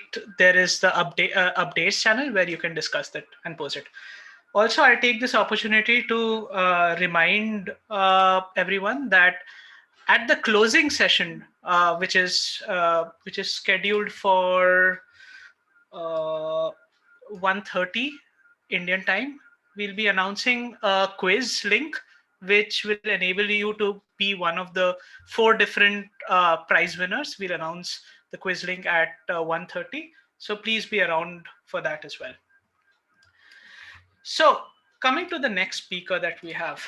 Our next speaker is Anshul Tiwari, and he's going to talk about using information architecture to garden better. This is just like the first talk where food and information architecture, you don't relate it. It's very unlikely that you'll relate gardening and information architecture.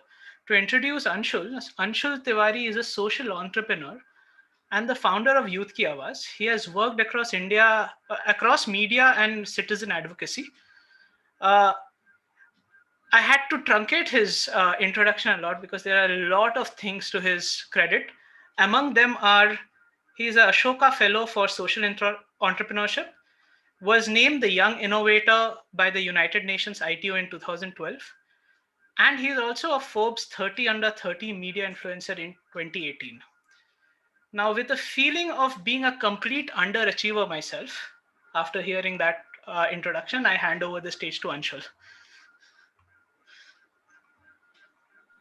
Thank you so much, Souvik. That was a very kind introduction. And I am delighted to be here. Thank you for having me. It's a very interesting topic. Honestly speaking, I'm a bit nervous because I'm talking for the first time publicly about my passion for plants and gardening. So big thanks also to Gurman for recommending me for this. So, my background actually, like Souvik mentioned, is very different. I started and I run Youth Ki Awaaz, which is, completely crowdsourced media platform that gives space to lakhs of young people across the country to speak up on issues that they are passionate about.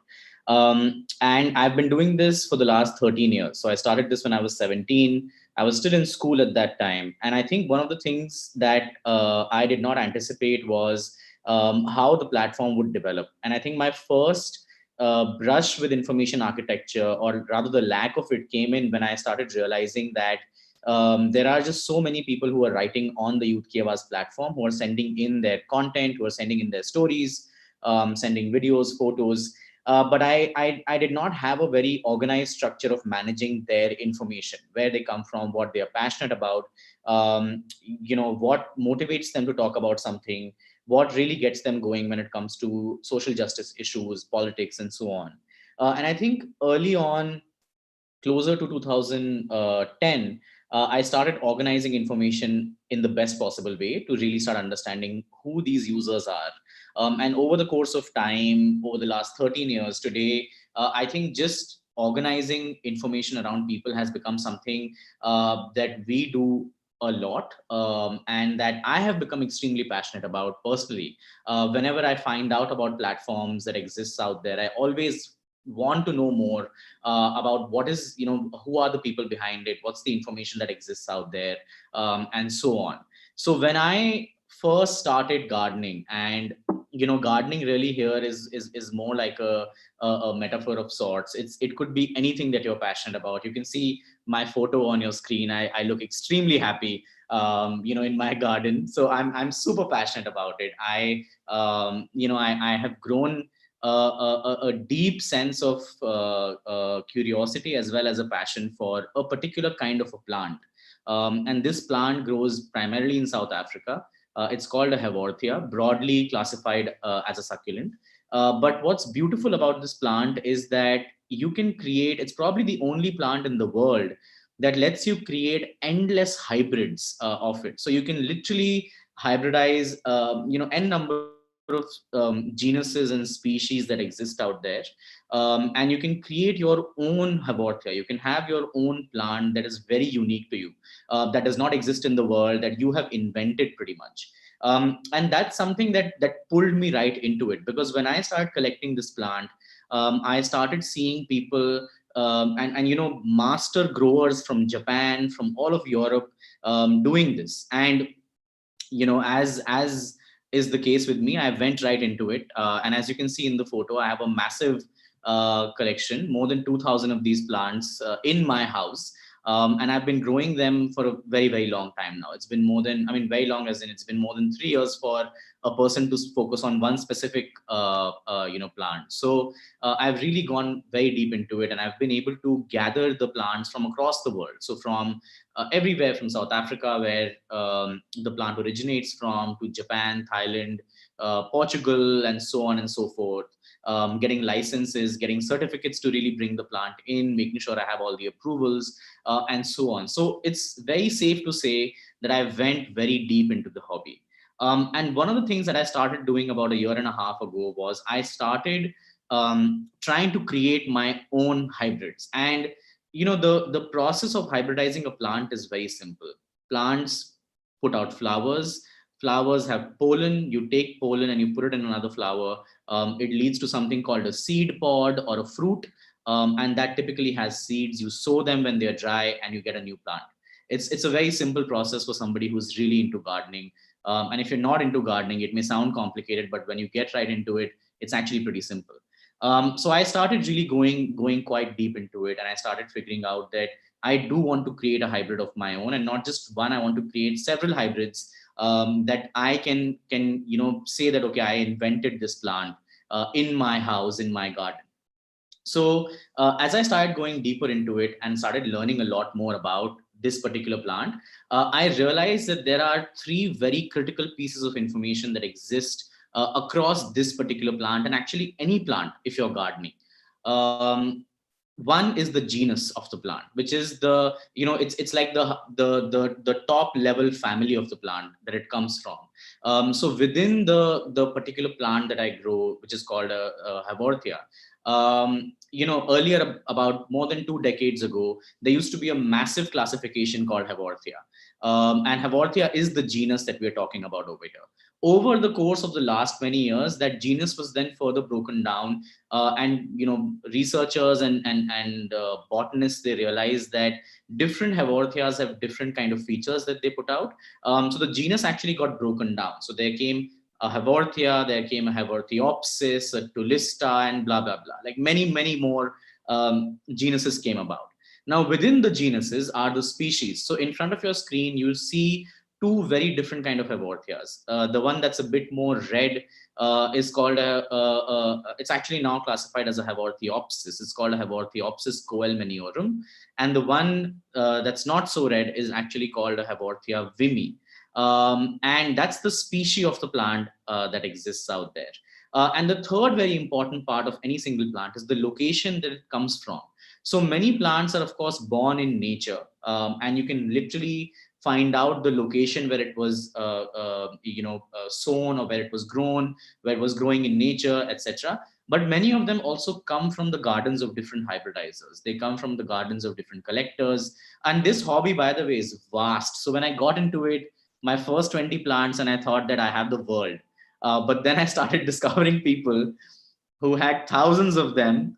And just like, I'll give you an example. There is a group on Facebook called the International Haworthia Study Group, which has more than 15,000 people. And that's just one of about 30 such groups that I'm a part of, which has thousands of people growing this plant. So there's really a very solid community out there of people who are passionate about this one particular plant. So when I started hybridizing them, initially, I would just pick plants at random, and I would try and cross-pollinate them, and I would try and see if a seed pod would emerge.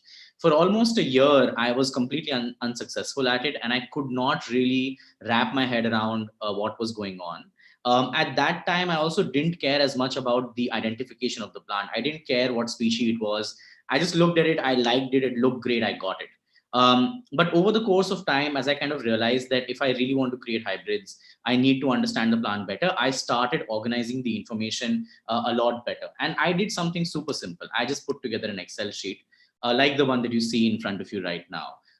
So it's very simply classified. There's the genus of the plant, there's the species of the plant, there's the locality of the plant, and there's a collection number. So I even went down to understanding whose collection it comes from, and the number signifies when the plant was born, what level of parentage it has, etc., etc. And if you Google some of these numbers, you'll get all the information, because the people who have collected them, like the letters that you see, MBB, IB, they're actually names of collectors. They're initials of the names of the collectors. You'll find all the information that they've put out publicly about their collection, and you'll know exactly how they're growing. So when I started putting this information together, I started understanding a lot better which of my plants come from similar locations, which means basically that if a plant is growing in nature at the same location, if two different plants are growing in nature at the same location, there's a very high chance that there is natural pollination occurring between the two of them, which gives me the indication that I can go ahead and do it as well. Similarly, I started realizing that if there are two plants that look similar, they're from the same species but are different in the way they look. So for example, if you see the list that I have in front of you, the second plant over there is called Haworthia attenuata, and the third is called Haworthia attenuata v radula. They're actually two very different looking plants, but they come from the same family. So that started giving me the indication that, okay, this is actually related. These two plants are related. I can actually start hybridizing them as well. And slowly and steadily, as I went deeper into it, I actually was able to very successfully create hundreds of hybrids all of a sudden. I was getting a tremendous amount of seed pods on my plants. I was able to grow my garden from, I think, about 1,500 at that time, and suddenly added 500 more to my collection. As of right now, I have close to 2,000, like I said, and I have almost probably more than 800 seeds that are waiting to be sown. So my garden is growing at a tremendous speed. And the place where this helps is not just to help me make the decision about what I want to hybridize. It also helps me strengthen my collection. And this applies not just to plants, it applies to everything. It applies to art. It applies to any hobby that you're passionate about, any collection that you're trying to build. It applies to philately. It applies to collecting coins, for example. If you're able to structurally organize information around the things that you're passionate about, it helps you also find the gaps. It helps you find out what you're missing in your collection and where you could possibly get it from. So a lot of the information, when I started organizing it, it started helping me understand in a very structured way what was the next plant I wanted. So I stopped making random purchases, because the one thing about collections is that it can really burn a hole in your pocket.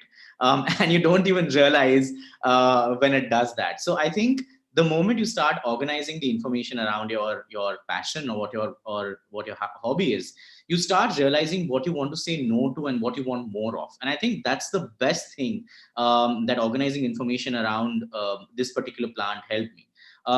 And as you can see in this photo, I have a crazy collection. And this plant that you're seeing in front of your screen right now is actually a hybrid of the two plants I showed you a little while back. And this hybrid was created in my garden. So I was able to successfully create this hybrid as well. And I just want to show you my first hybrid that I created, which I call the Orion, which actually doesn't exist in nature. It's a beautiful hybrid between two different species that I put together. And now I'm slowly and steadily getting into intergeneric hybrids. So not just hybrids within the Haworthia family, but related families as well. And that's what, honestly, organizing information can really do for the things that you're curious about, the things that you're passionate about. It can help you build a stronger sensibility around them. It can help you find out more and really go deeper into your hobby, and not just have it as a side thing. It can actually become something that becomes a very integral part of your identity, just how this passion is becoming for me. So I with that, I'll kind of wrap up, and I really hope that this information was helpful for all of you, and that you'll be able to apply some of these things to your passions and the things that you're really kind of going after. Like I said, it's not just applicable for plants, it's applicable for anything that you're passionate about, and you're trying to build a collection around in particular. So thank you so much for having me, and Souvik, if there are any questions, I'll be more than happy to answer. Thanks a lot, Anshul. That was a fantastic short talk and definitely very inspiring. I think this talk should have been titled "Using IA to Save Money." Uh, because no one would have thought it that way. And also, you started off with a very nice introduction to IA in the sense that you don't really realize when IA is good, but when you start off with a mess or there is a lack of IA, that is more evident in a way. So, which is the part you started with the Youth Ki Awaaz bit. So, could you talk a little bit more about that aspect, as in how IA is invisible until it is failing? Yeah, absolutely. In fact, not just at Unilever, I think not just in terms of the platform. I think even in terms of how you manage your team, how you organize, the key skills that your team has, how you're thinking of building sales processes, how you're thinking of building, potential funding opportunities. I think there is missing information everywhere, which honestly leads to a mess for sure. And it's only when that mess comes in front of you is when you realize that, you know what, this was right in front of us all this while, and we should have just thought of organizing this better. And it's all something that, honestly, I've gone through, not just in terms of the platform, like I said, in terms of the team, in terms of funding opportunities, revenue streams, etc. Even with my hobby for plants, it did not, the fact that I could have used IA to organize them better did not come naturally. It, like I said, it came at a point where I was not being able to create hybrids. And then I kind of started realizing that, okay, maybe I should just start understanding the information around these plants a bit better. And I think it's okay, because sometimes just organizing information sounds and seems a bit tiring, and it seems a bit, very process oriented, and people don't like processes. Like, everybody hates structures and processes. So I feel you start off not appreciating it, but you end up appreciating it a lot when it becomes very simple, very well organized, and something that actually helps you move much faster. So it's only the initial moments when it's a bit tiring, but the long-term benefits of organizing information properly are terrific. Right, absolutely. At this point, I would like to just remind our audience, if you're on Zoom, you can use the Q&A tab to give us questions which I'll take it to Anshul. And if you're on YouTube or any other live stream channel, then please use the live chat tools that are there, put in your questions, and they'll be forwarded to me over here. So coming back to you, Anshul, IA, as we understand, is a subset of UX. In a way, it gives you a better user experience and enables you to do things. Would you call yourself someone who is from a UX background? It's very tricky, but I like to believe that I am, because I really love and enjoy understanding user experiences personally. Right. And do you think people need special powers to be able to do IA? Not at all. I think it's just being able to put logical information together, and I think you just need practice and understanding of the kind of sets of information that you have. Right, absolutely. Okay, so so it is fair to say that without having organized your entire information, you wouldn't have been able to achieve all the things that you've achieved. Absolutely. But at any stage, do you feel, or rather, let me say at this stage, what are the next things? Because everyone gets an idea. Oh, like for example, the Ganesh Bagler's talk, when I heard it. So you're almost presenting an information in a way in which you have understood it. But then the fact that there's a potential for many more things to be discovered beyond that is there, and that is something that always skips our mind. So wherever you are today, what is next? What are the next thing that you might be able to discover? So, as far as this particular hobby or passion that I have is concerned, I think my next step is to actually make a lot of this information public. Because there are many other collectors out there who are trying this but are not being able to be successful at it. And I think there are groups of people who are already organizing a lot of information around this. And I definitely want to very actively contribute to the creation of that process. So I see that, as a next step, because also it helps build a stronger community. It helps bring more people into it. It helps introduce the hobby to a lot more people as well. Right. So there's this question from Thompson, who asks, what role has online communities played in developing your hobby, and do you have some thoughts about IA being a collaborative exercise? Yeah, absolutely. Actually, the communities that already existed around this particular plant played a very, very big role in helping me develop this hobby. Because when I started getting introduced to a lot other growers in other parts of the world, not only did I get access to information that I had absolutely no clue about, but also I got free plants. I mean, they loved the fact that I was trying to do something to this tune, and they loved exchanging plants, and I got a whole bunch of them. And I now am very closely knit as a member of many of these communities as well.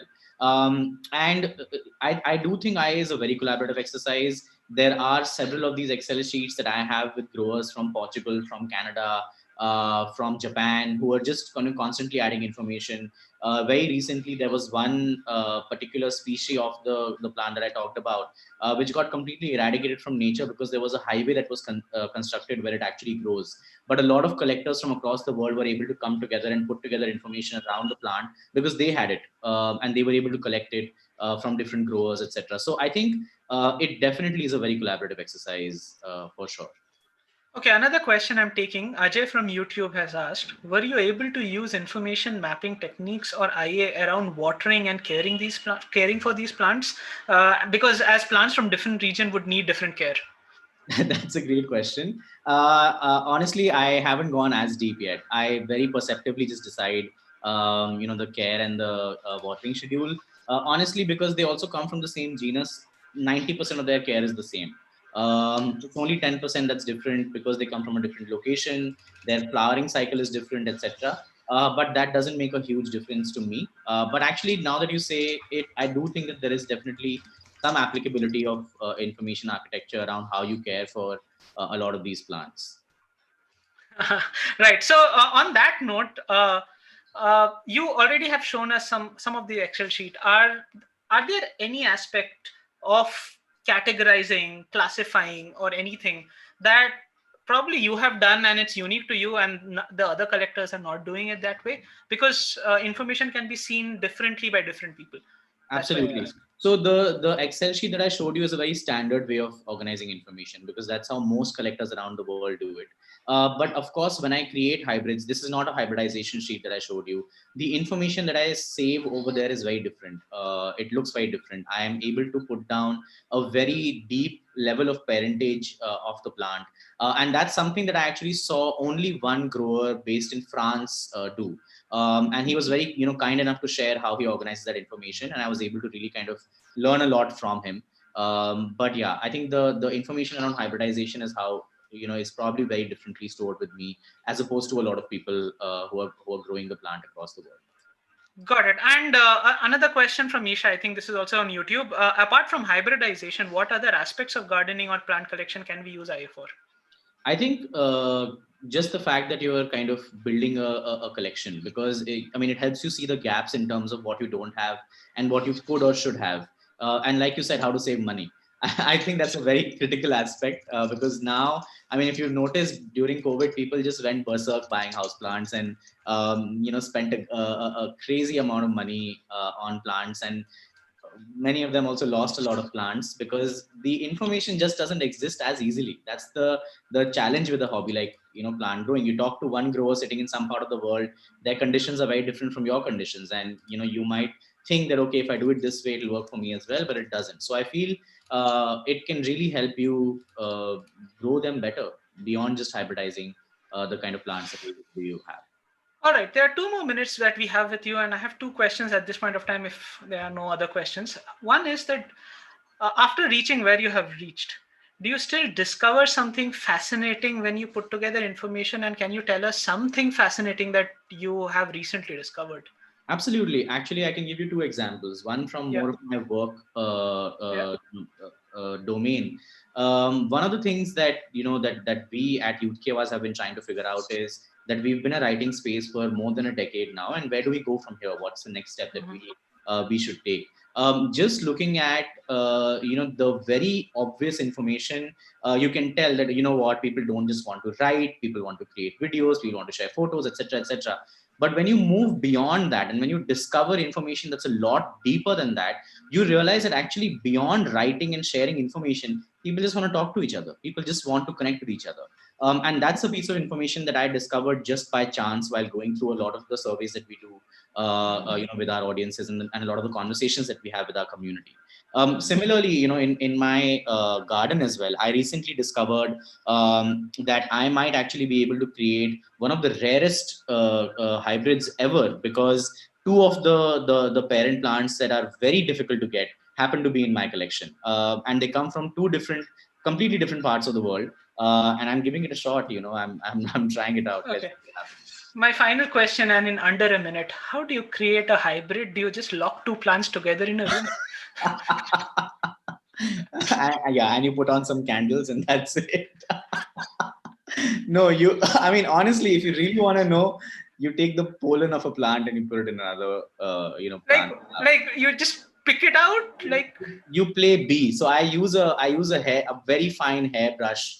I dip it in the flower of a plant and then I dip it in another flower of another plant. So that's oh how. wow, this is definitely fascinating. Okay, thanks a lot, Anshul. That will be the closure for this session. And if anyone of you have more questions for Anshul, then please put in your questions on the Hasgeek event page in the discussion section, and we'll try to have Anshul answer those questions for you. Thanks a lot, Anshul, for answering the questions and such a great story. Thank you so much. All right, our next speaker is going to be Gurman, and it's 12:45 time for the next speaker to come in, so I will directly jump to that talk. Now, Gurman is someone I've spoken to before in some other forum, and she's a data and a graphic journalist at Reuters in Singapore. So she'll be joining us from Singapore at this point of time. Although I'm told that she is from Delhi, and that's where and that's great to have the Delhi association always, because we are this is the first time, by the way, we are doing World IA Day online, completely online. Before this, we would always do World IA Day at a physical location in Delhi. So Gurman, while she works at Reuters in Singapore, she tells stories with code. Her work is a combination of data extraction, analysis, and forming compelling narratives around data. Gurman is a self-taught coder and a designer, and holds a master's degree in journalism from Columbia University. With that, I would invite Gurman to please take the stage, share your presentation, and stuff. Hello, everyone. Can everyone hear me okay? Yes, we can hear you fine. Hi, I am Gurman, and today I'm going to be talking about visual narratives to feed the curiosity. If I'm going to talk about architecture, of course, this talk has an architecture and a structure, obviously. Of course, I will go in and say, hey, hi, I'm Gurman. I am a graphics and data journalist at Reuters. I'm originally from Delhi, as Souvik mentioned. I worked in local newsrooms in the US. I was also one of the key members of the first data team at Hindustan Times. I have 2 degrees in journalism, none in design or computer science. And I didn't know anything about information architecture or even what the term meant until Souvik called me. So that's me. In terms of what do I do, as he mentioned, my work is a combination of journalism, code, and design.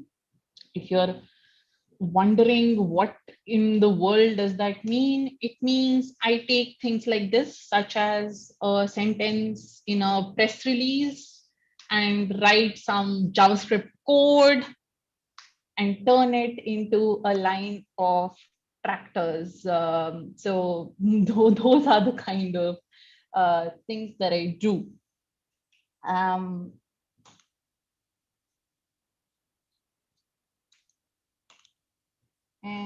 oh yeah, so yeah, a line of tractors. So that's the work I do. So where does information architecture come in all of this? I Googled, because I don't know anything about information architecture, and I got this definition that says it focuses on organizing and structuring content in an effective and sustainable way. So organizing and structuring, I think, were two words that were familiar to me. And you know what else have structure? Stories. Stories have structure too. And today I am going to be talking about structuring stories and structuring experiences when you're telling stories. And thing is that journalists have like all these formulas or frameworks to structure these narratives. And we have these fun names for them, you know, we have an inverted pyramid, we have a martini glass, we have an hourglass, we have the kebab, we have a diamond.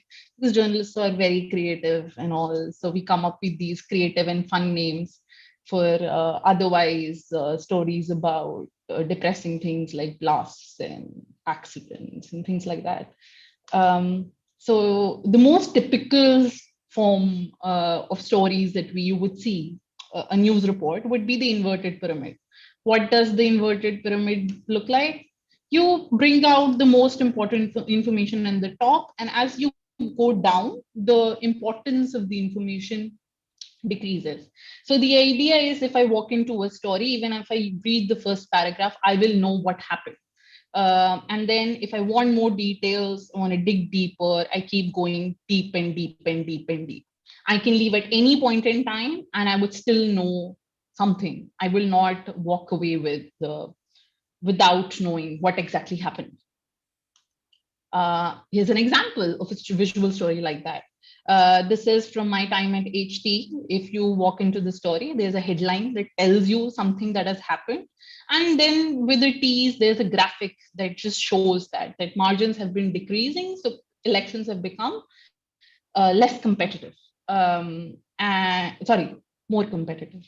And then you say that in a paragraph, you explain what the story is right at the top. And then I tell you more bits and pieces about it. I actually show you how the median has shifted lower, how the breakdown, how the spread and the distribution has changed.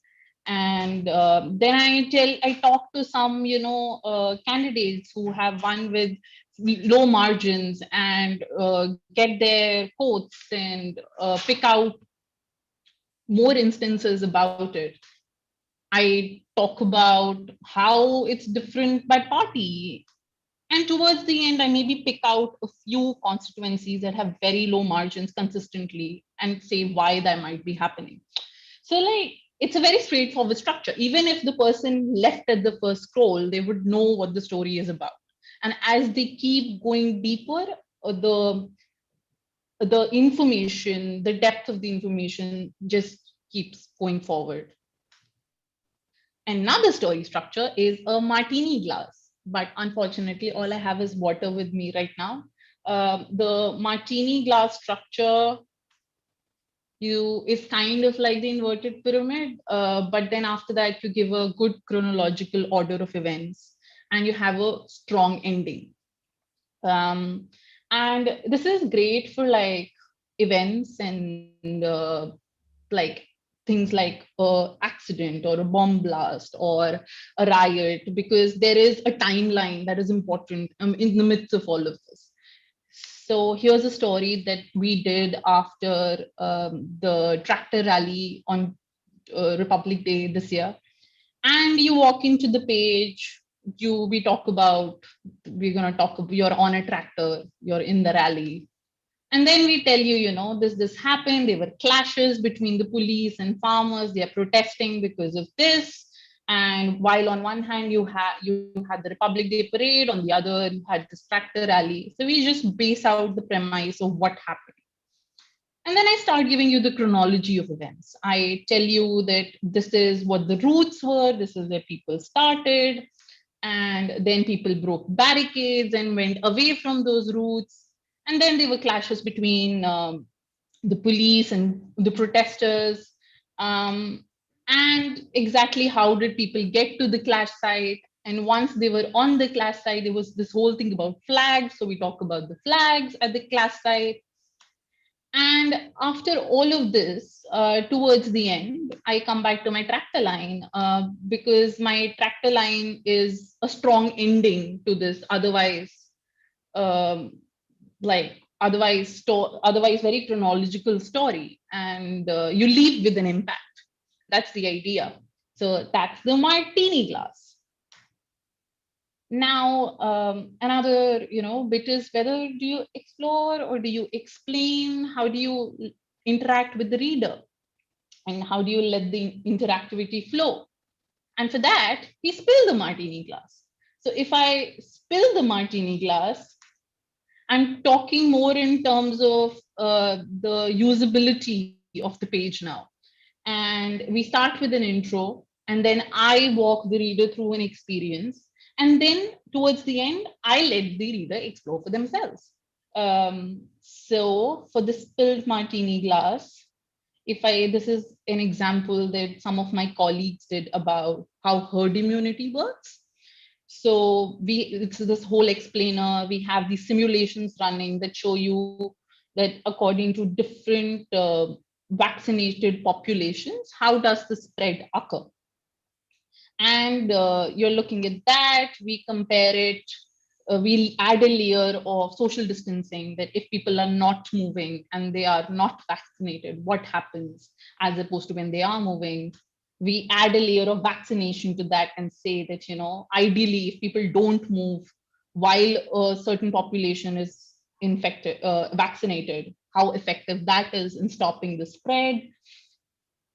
And after explaining all these mechanics and things like that, we let the reader play and change these parameters. We let them change what percentage of the population is vaccinated. We let them change the R naught. We let them change how effective the vaccine is, and how those parameters reflect in the spread.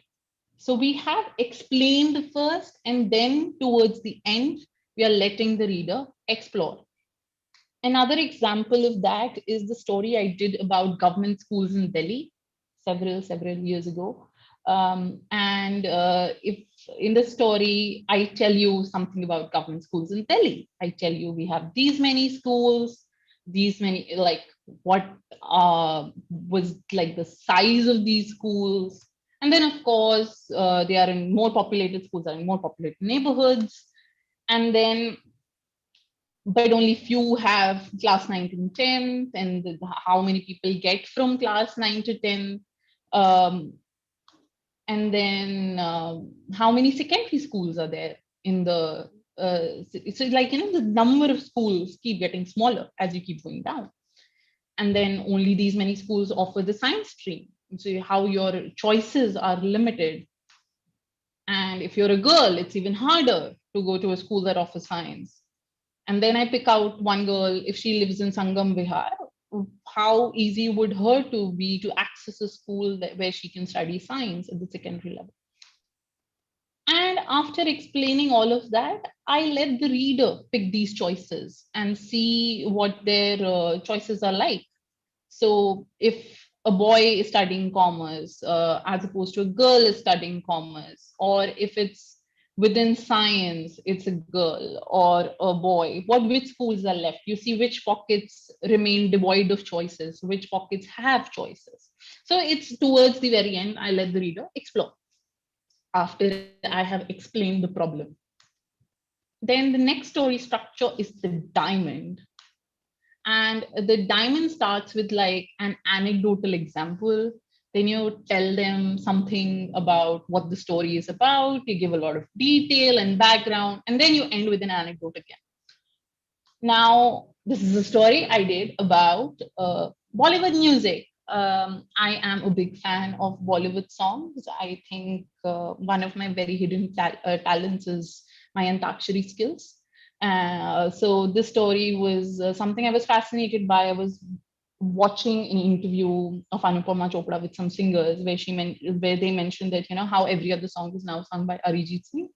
Whereas earlier you would look at music cover and it would all be Lata Mangeshkar and Asha Bhosle. And it was interesting that, here's a field that was actually dominated by women and now is dominated by men, which is like playback singing when it comes to solo songs. So for that, I start with an anecdote. I pick out 2017, and I show what the split is like with songs that are sung just by women and songs that are sung just by men. Then I tell you what is happening. I tell you what the story is about. This was not always the case, that this is a shift that has happened. And then I show that in a chart. I show that shift in a chart. And then I get into more details about it, when exactly did the shift happen, how it was because more and more singers entered the market, who ruled the market when. It's all like background information. And then I ask a question that what led to this explosion of songs that were sung only by men? And I do some old school reporting where I talk to some experts and some music directors and figure out what shifted. And they gave the reasons such as how the lip sync faded in movies, how the storyline shifted, and that changed what songs ended up in the movie. So you contextualize your findings with stuff. So again, more background information. And towards the end, I compare again 2016 and 2017. I pick out select movies and talk about, again, I end with an anecdote. And there's also this exploratory bit where you can look at different decades, you can pick out movies and see what the gender split is like. But if you're talking about exploration, the assumption might be that dashboards are just exploratory and interactive. I don't think so. That need not be the case. Dashboards are not all about clicking buttons and picking out which charts and things like that. Dashboards are also about telling stories. And for that, I want to talk about our coronavirus dashboards. So if you come to the Reuters coronavirus dashboard, you don't see global figures at first. You see 3 random headlines.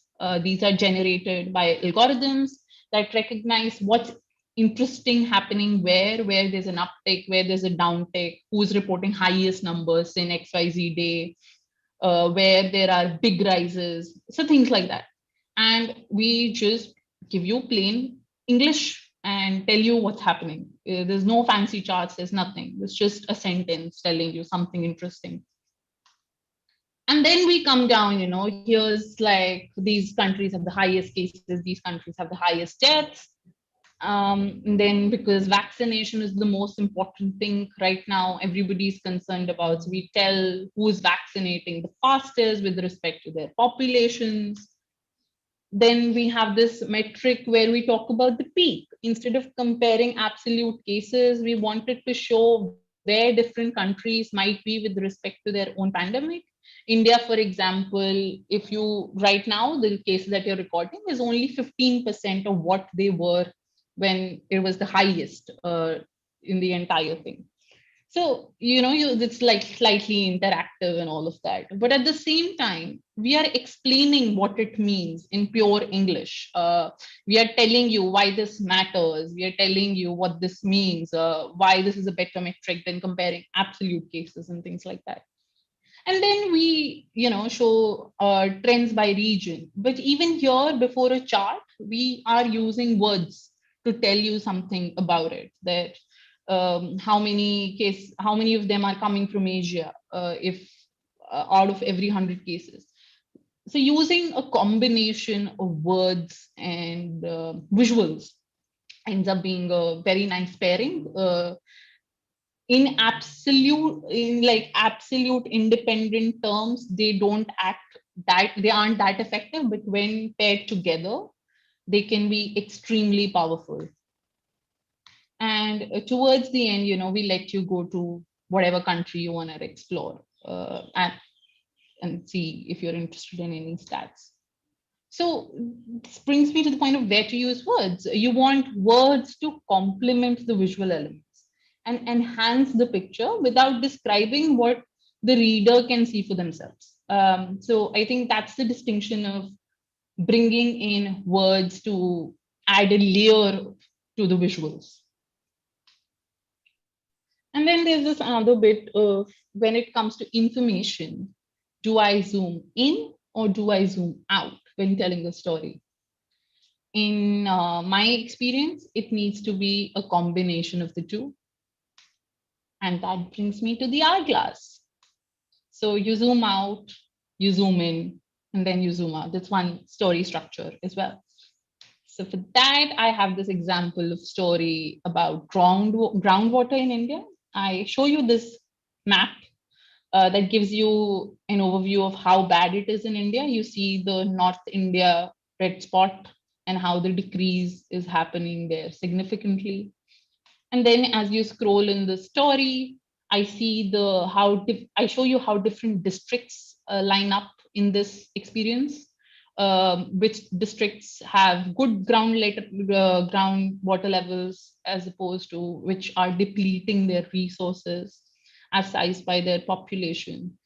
And you end up seeing, how many people live in areas that have decent groundwater as opposed to how many live in areas that have beyond their available resources. So Ghaziabad, of course, is overexploiting groundwater. And then after this, you zoom out again. Now from the district level, I go back to the state level. And then after this, I zoom out further from the state level, I go to the national level. And it helps you put things in perspective.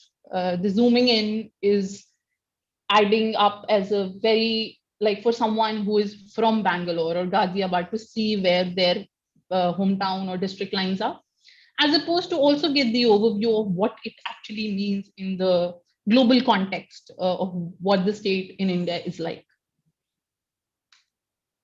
So if I were to recap all that I spoke about, these are like 4 key decisions you're making in terms of architecting different structures of the different elements of your story when it comes to telling these visual narratives. And if I were to talk about how these decisions aid curiosity, we structure in a way to hook the reader in the beginning or to leave an impact in the end. So that's how the order can, act as a very effective way to pique a curiosity. Then we explain to pique their curiosity and let the reader explore to feed it. And that works great with, these elements, these kind of stories that people call explorable explanations. It's a whole genre of visual stories as well. And then you use words to complement the visual elements. And that also aids to a person's curiosity when they look at a chart. Oh, this is what it actually means. This is the context behind this chart. And you zoom out for the overview and context, but you zoom in to satisfy the curiosity. And that's kind of like how these different story forms can be used to tell stories in a more like something that feeds the curious soul. And that is me, and my talk ends here as per my progress bar. So I'm up for any questions that people might have. All right, Gurman, thanks a lot. That was a lovely presentation. Trust me, I'll never see a martini glass the same way again, especially if someone spills the drink in the bar. Also, I've never seen news stories being actually described in this way, the frameworks or anything like that. So because you didn't go to journalism school. yeah. So this is. I think this is the great way of saying that if you are someone who can bring two or three different disciplines together, that automatically opens up a whole new perspective in a way, a whole new way in which to see things. Now, I'll start off with a classic chicken and egg question. What comes first, the framework or the story? The story, then you pick the framework that best suits the story. You won't know, you have to do your reporting first, and then you figure out what is the narrative in which it might suit. Sometimes you just play around as well. You try one and you show it to your editors, and they're like, what if you switch this around? And then you go back and see, oh, maybe that works better. It's often hit and trial, but you first need to do the reporting to know which format might suit it. Got it. At this point, I forgot to remind attendees, if you are on Zoom, please use the Q&A tab to ask your questions for Gurman. If you are on YouTube or any other live stream channel, then you can use the live chats or any chat option there available to put in your question there, and it will be forwarded to me over here. All right. Uh, I'll take a question that Manish asks, which is it's quite relevant. Like in a newsroom settings where things move at crazy speed, information is never enough. How do you choose one of these narratives with confidence?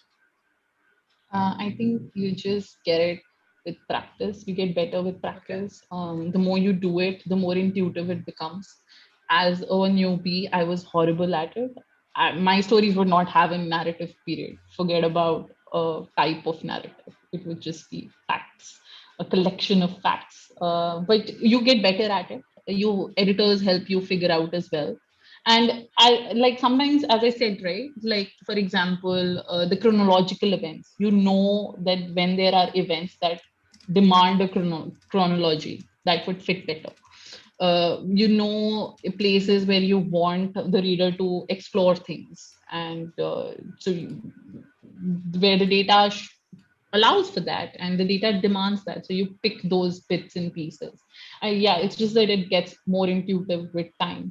And honestly, nobody, like an editor won't say that, oh, let's do a diamond for the story. That's not how people talk. These are more like how academics have driven these frameworks. A few of, like one or two of them might be things that I've modified, but most of them are things that researchers have looked at different articles and looked at trends that pop up, like the techniques that pop up, and try to give them a framework.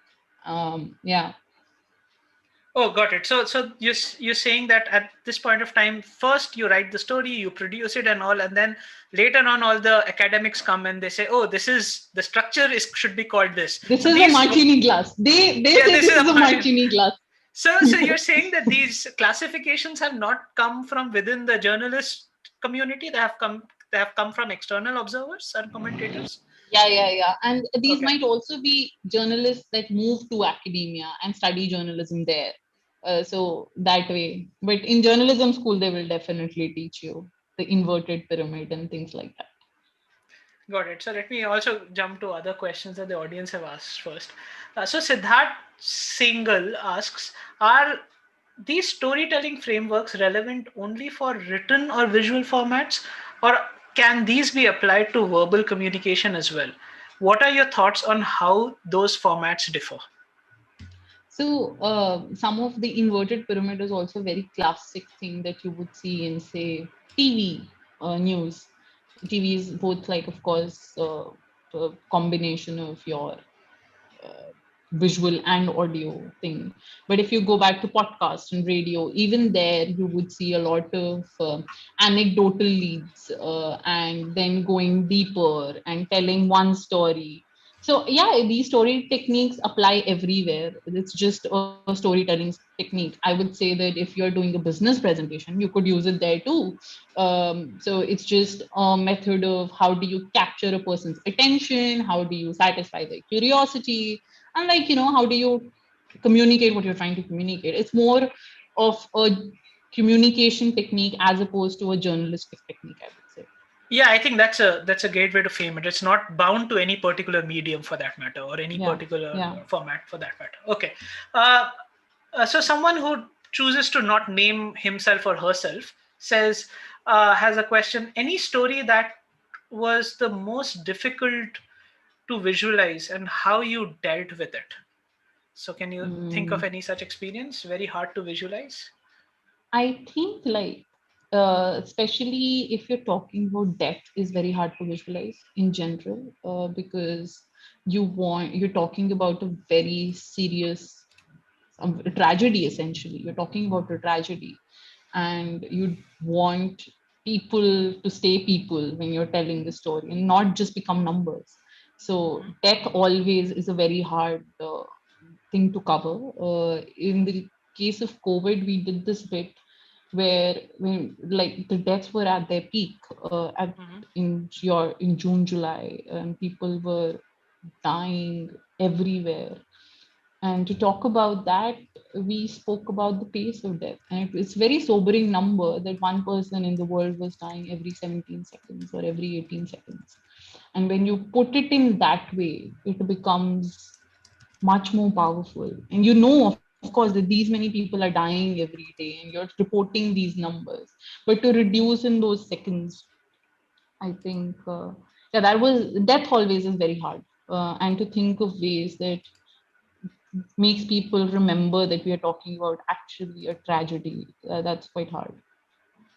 All right. So anything to do with any morbid story for that matter? Yeah, any morbid story for that matter, because you don't want a chart to dilute the tragedy, dilute the big thing. Otherwise, so do you feel? And I think as an extension to this, do you feel visualization sometimes falls more in the entertainment space, or rather than learning and information space, like, or at least is often mistaken for that?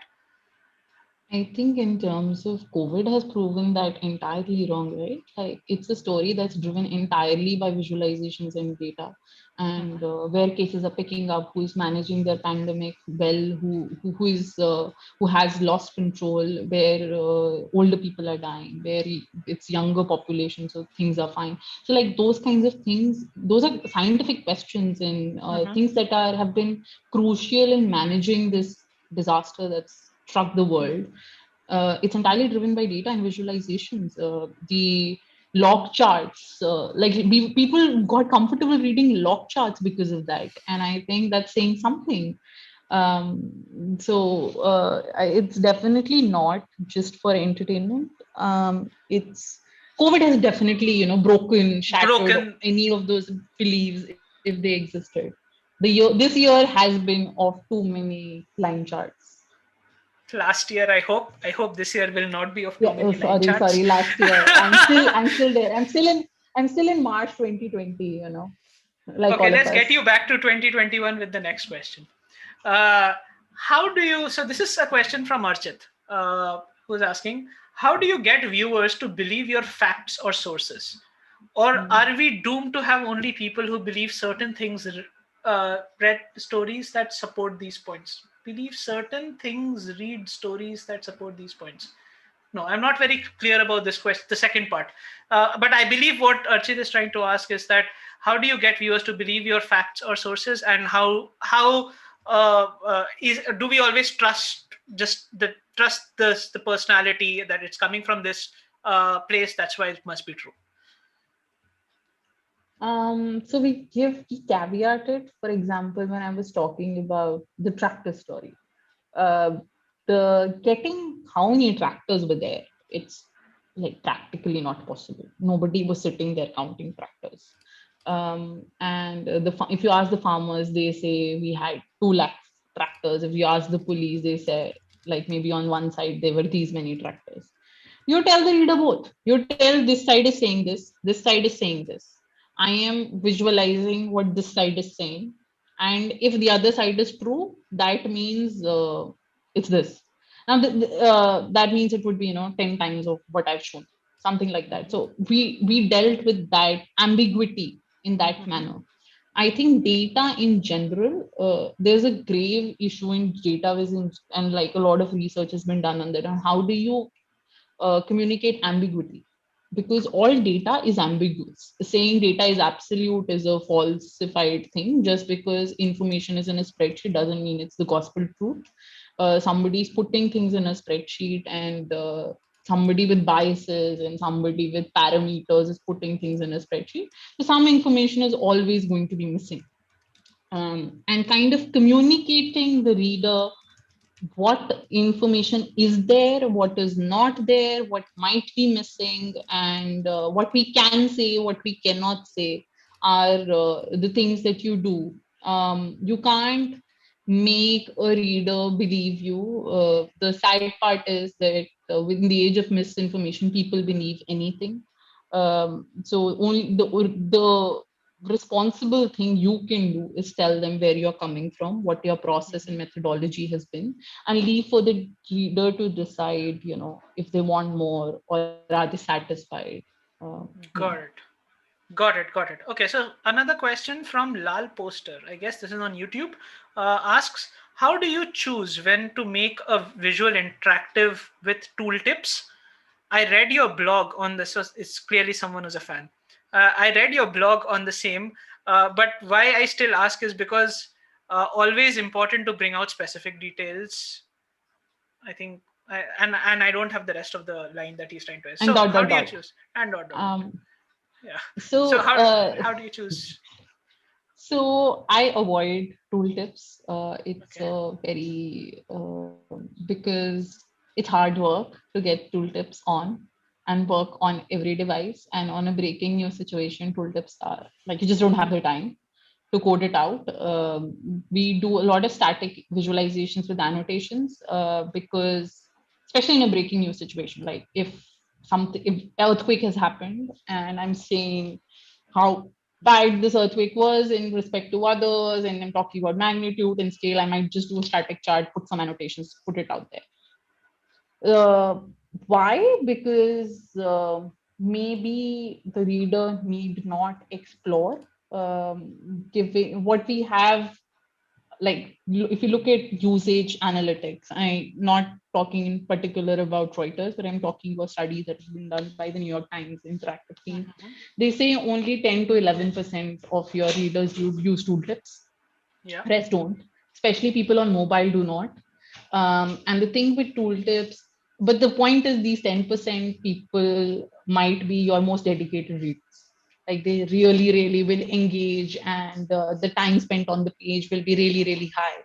So when it comes to a COVID dashboard, of course we want to have tooltips because it's a dashboard. But Yeah. when it comes to a story, maybe if the narrative is doing the job, maybe I don't need a tooltip.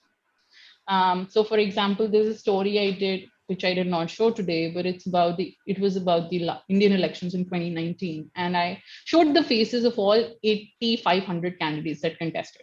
The idea to show their face was to show the scale of things. Like, this is this huge election, so many people contest, these many are men, these many are women, and like drive home certain points about the people who were contesting, how much wealth they have, how much criminal cases and things like that. Now the idea of that is not to help someone choose who to vote for. The idea of that is to show scale. So I do need not make it in a way that I hover over a person's face and I get to know who they are, where they're fighting from. Because adding that interactivity or tooltip, A, would be expensive because I have to load 8,500 images separately. And B, is unnecessary because I am telling the story. It's not a place for them to come in and see who to vote for. So I think it really depends on the use case. That if the use case is more of a story and sharing a finding, maybe I don't need a tooltip. If it's a dashboard and it's to help the user make a particular decision or learn something that's based on their experience, we will add tooltips.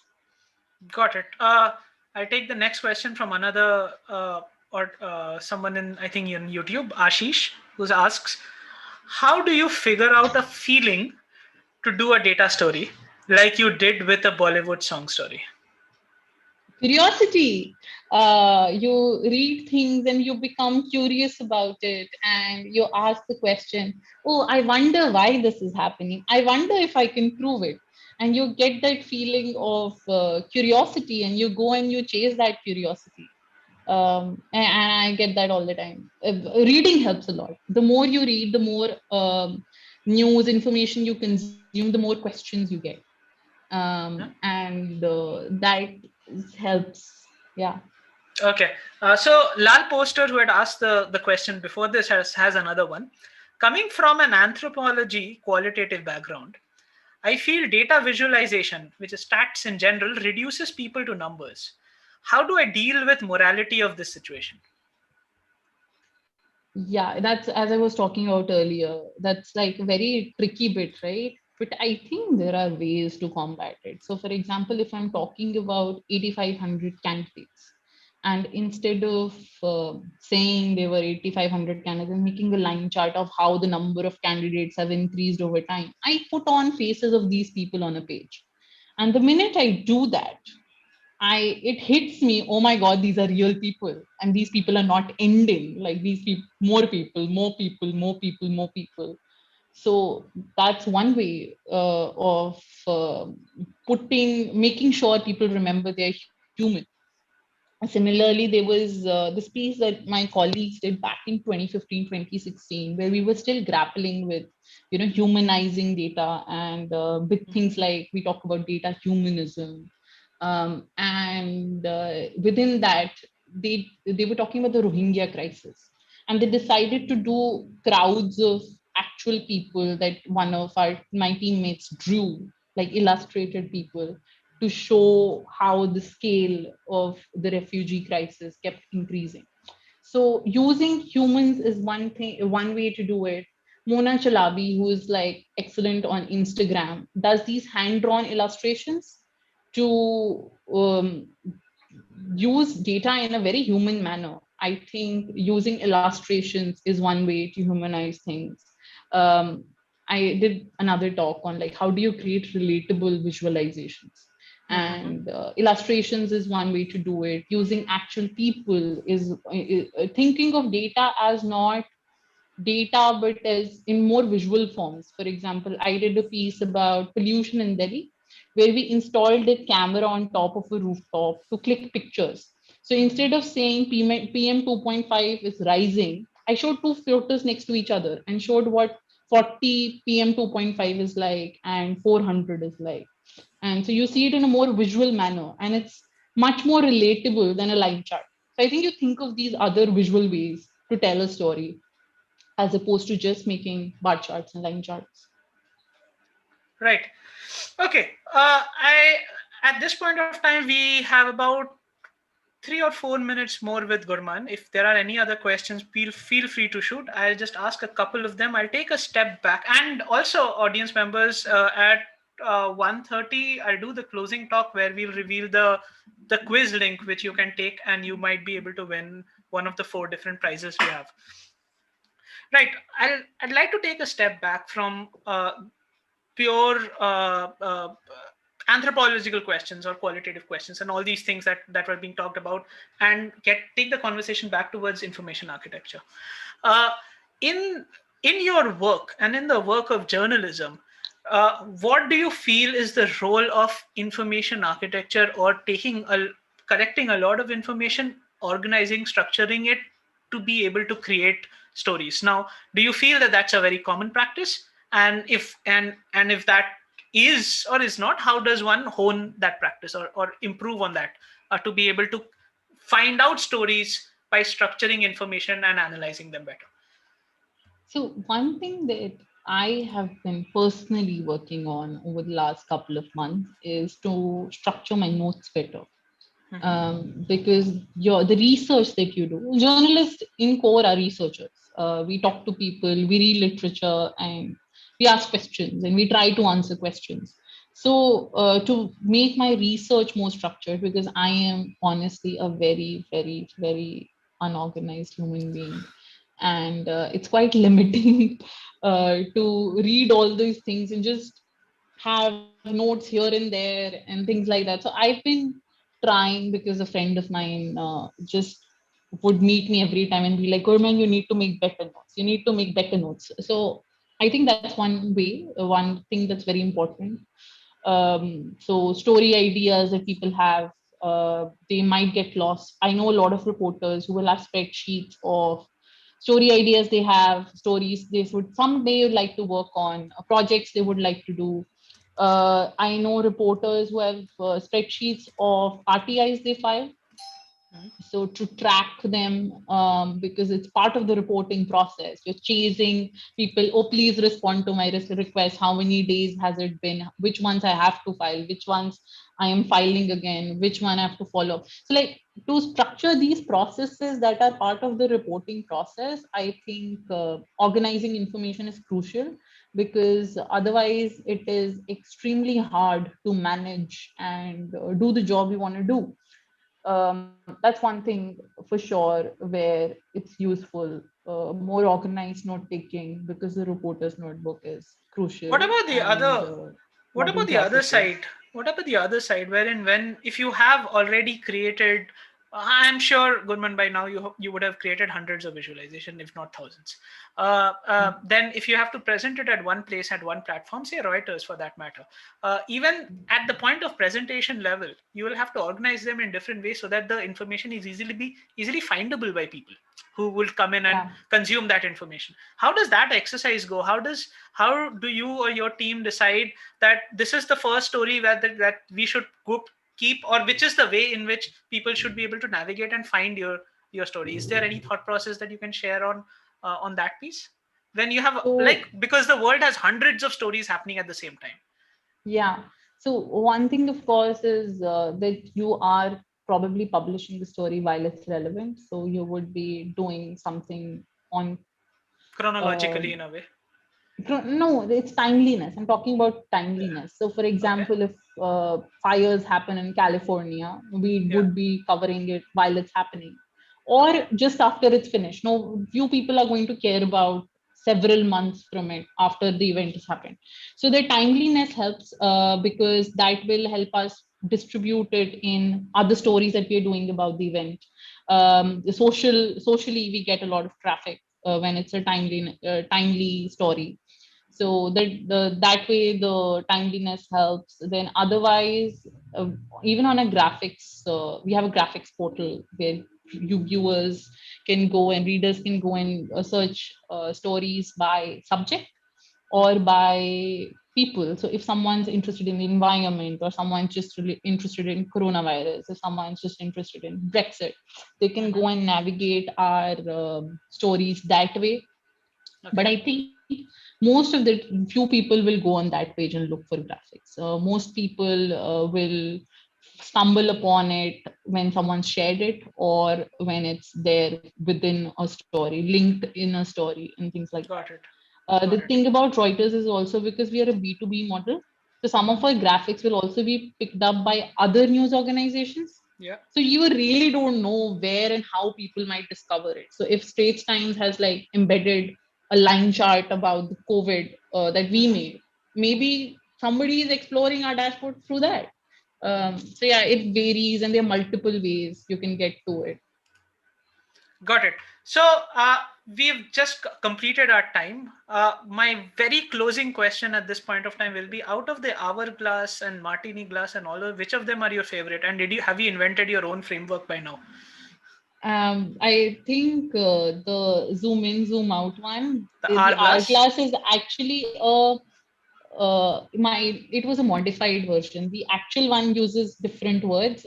So I would say it's my modified framework of the Okay. original hourglass. It's All right. inspired by the original hourglass. Okay. But I love the spilled martini because I love leaving readers explore in the end. I also love like zooming in and zooming out. Got it. Thanks a lot, Gurman. This was a lovely talk by you, and thanks, audience, for all the questions. So now is the final part, for which, and this is the part when I'll be stumbling a bit because I have to switch to a presentation. Uh, yeah. Okay.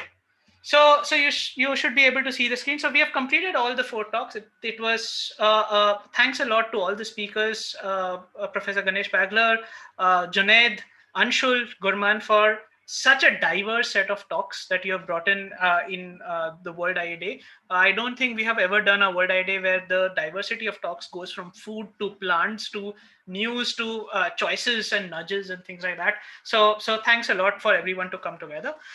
At this point in time, I would remind everyone that the global keynote by Kasini Nazir is available on the link that you see on the screen. You can join for a live Q&A session with Kasini Nazir. I would highly recommend you to watch this talk. It's a pre-recorded one, and it beautifully combines how information and curiosity go hand in hand. There are 3 sessions at 3 different time zones, wherein Kasini Nazir will be available to take your question and answers.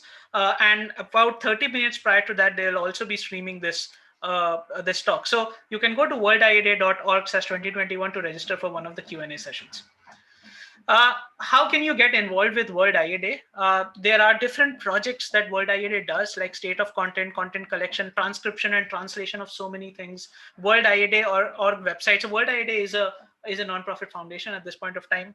There's a World Information Architecture cafes that they're trying to set up. Similarly, so you can get involved in a project, or you can get involved in a committee that World IA Day is creating, committee that organizes events and community, committee that looks at how IA can help in education or can be taught, and also around accessibility and other things. You can also join the global board of World IA Day. So in year 2022, every year a new board gets created, and there are co-directors at different geographies. So you can, to know how you can get involved with World IA Day, you can go to worldiaday.org/get involved. Okay, so then you can also join World IA Day conversations at Discord. The link is worldiaday.org/Discord. Discord is a tool wherein you can do lots of open chats and communications and under different channels. If you're a gamer, you probably already know about Discord. This is the board members for 2021 of Global World IA Day team, and this is the regional board for Global World IA Day team. Here are the set of volunteers and organizers for World IA Day in New Delhi. Thanks Abhishek for tackling all the communications that goes out from World IA Day. Thanks Manish for moderating as well as holding the fort with Zoom. Thanks Saurabh for looking after the questions that must be coming on YouTube and other channels, as well as producing a lot of artworks and things that were used. So thank you all three of you, and I thank myself as well. Thank you. Here are the supporters of World IA Day New Delhi, Miranj and Hasgeek. Hasgeek has been the event platform for us, who are doing the entire recording as well as broadcasting. So now the giveaways, the goodies. If you go to bit.ly/WIAD21gifts, you fill up your details there. There are on the left hand side are the set of gifts that you will get for sure. On the right hand side, there are going to be 6 global lotteries, out of which you might be eligible to win a paperback and a signed copy of the book How to Make Sense of Any Mess by Abby Covert, or a noise cancelling headphone from Optimal Workshop. So this gift is valid for all attendees. Now, for specifically New Delhi giveaways, and this is the quiz thing that we had been talking about, there are 4 giveaways that are available. You can get an ebook bundle from Rosenfield Media, which is Liftoff and Living in Information. You might get one team subscription for Azure RP. You could get one of the 2 ebooks on How to Make Sense of Any Mess by Abby Covert. All you have to do is go to the online quiz form and go and fill this form, which is bit.ly/WIAD/-New Delhi-giveaway. This link is going to be valid for only a couple of hours. So at 4 p.m. we are going to close this. Whoever gets the maximum answers correct, the questions are directly coming from all the 4 talks that have happened so far. So whoever gets the maximum questions right, or the earliest, the top 4 people are going to get all these the gifts that are there on the left. By the way, I forgot to mention that in the previous link, this link to fill up for the global set of gifts is only valid till tonight. Tonight, US time. So for people in India, you still have a little bit longer beyond midnight, but you should go in and fill in your details if you have attended the event, and grab all the free gifts that are available for you. With that, see you next year for WIA Day 2022. I would leave this slide open for a few more minutes, just in case you are you have not been able to copy this URL.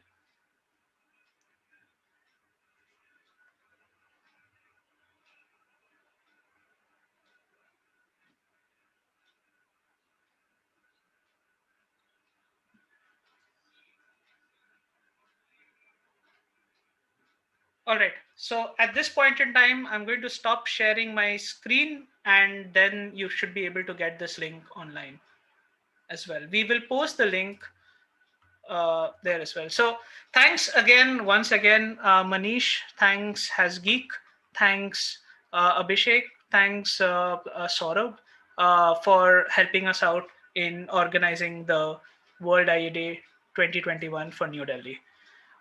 Stay well, have a good year in front of you, everyone, and see you around next year. Thank you.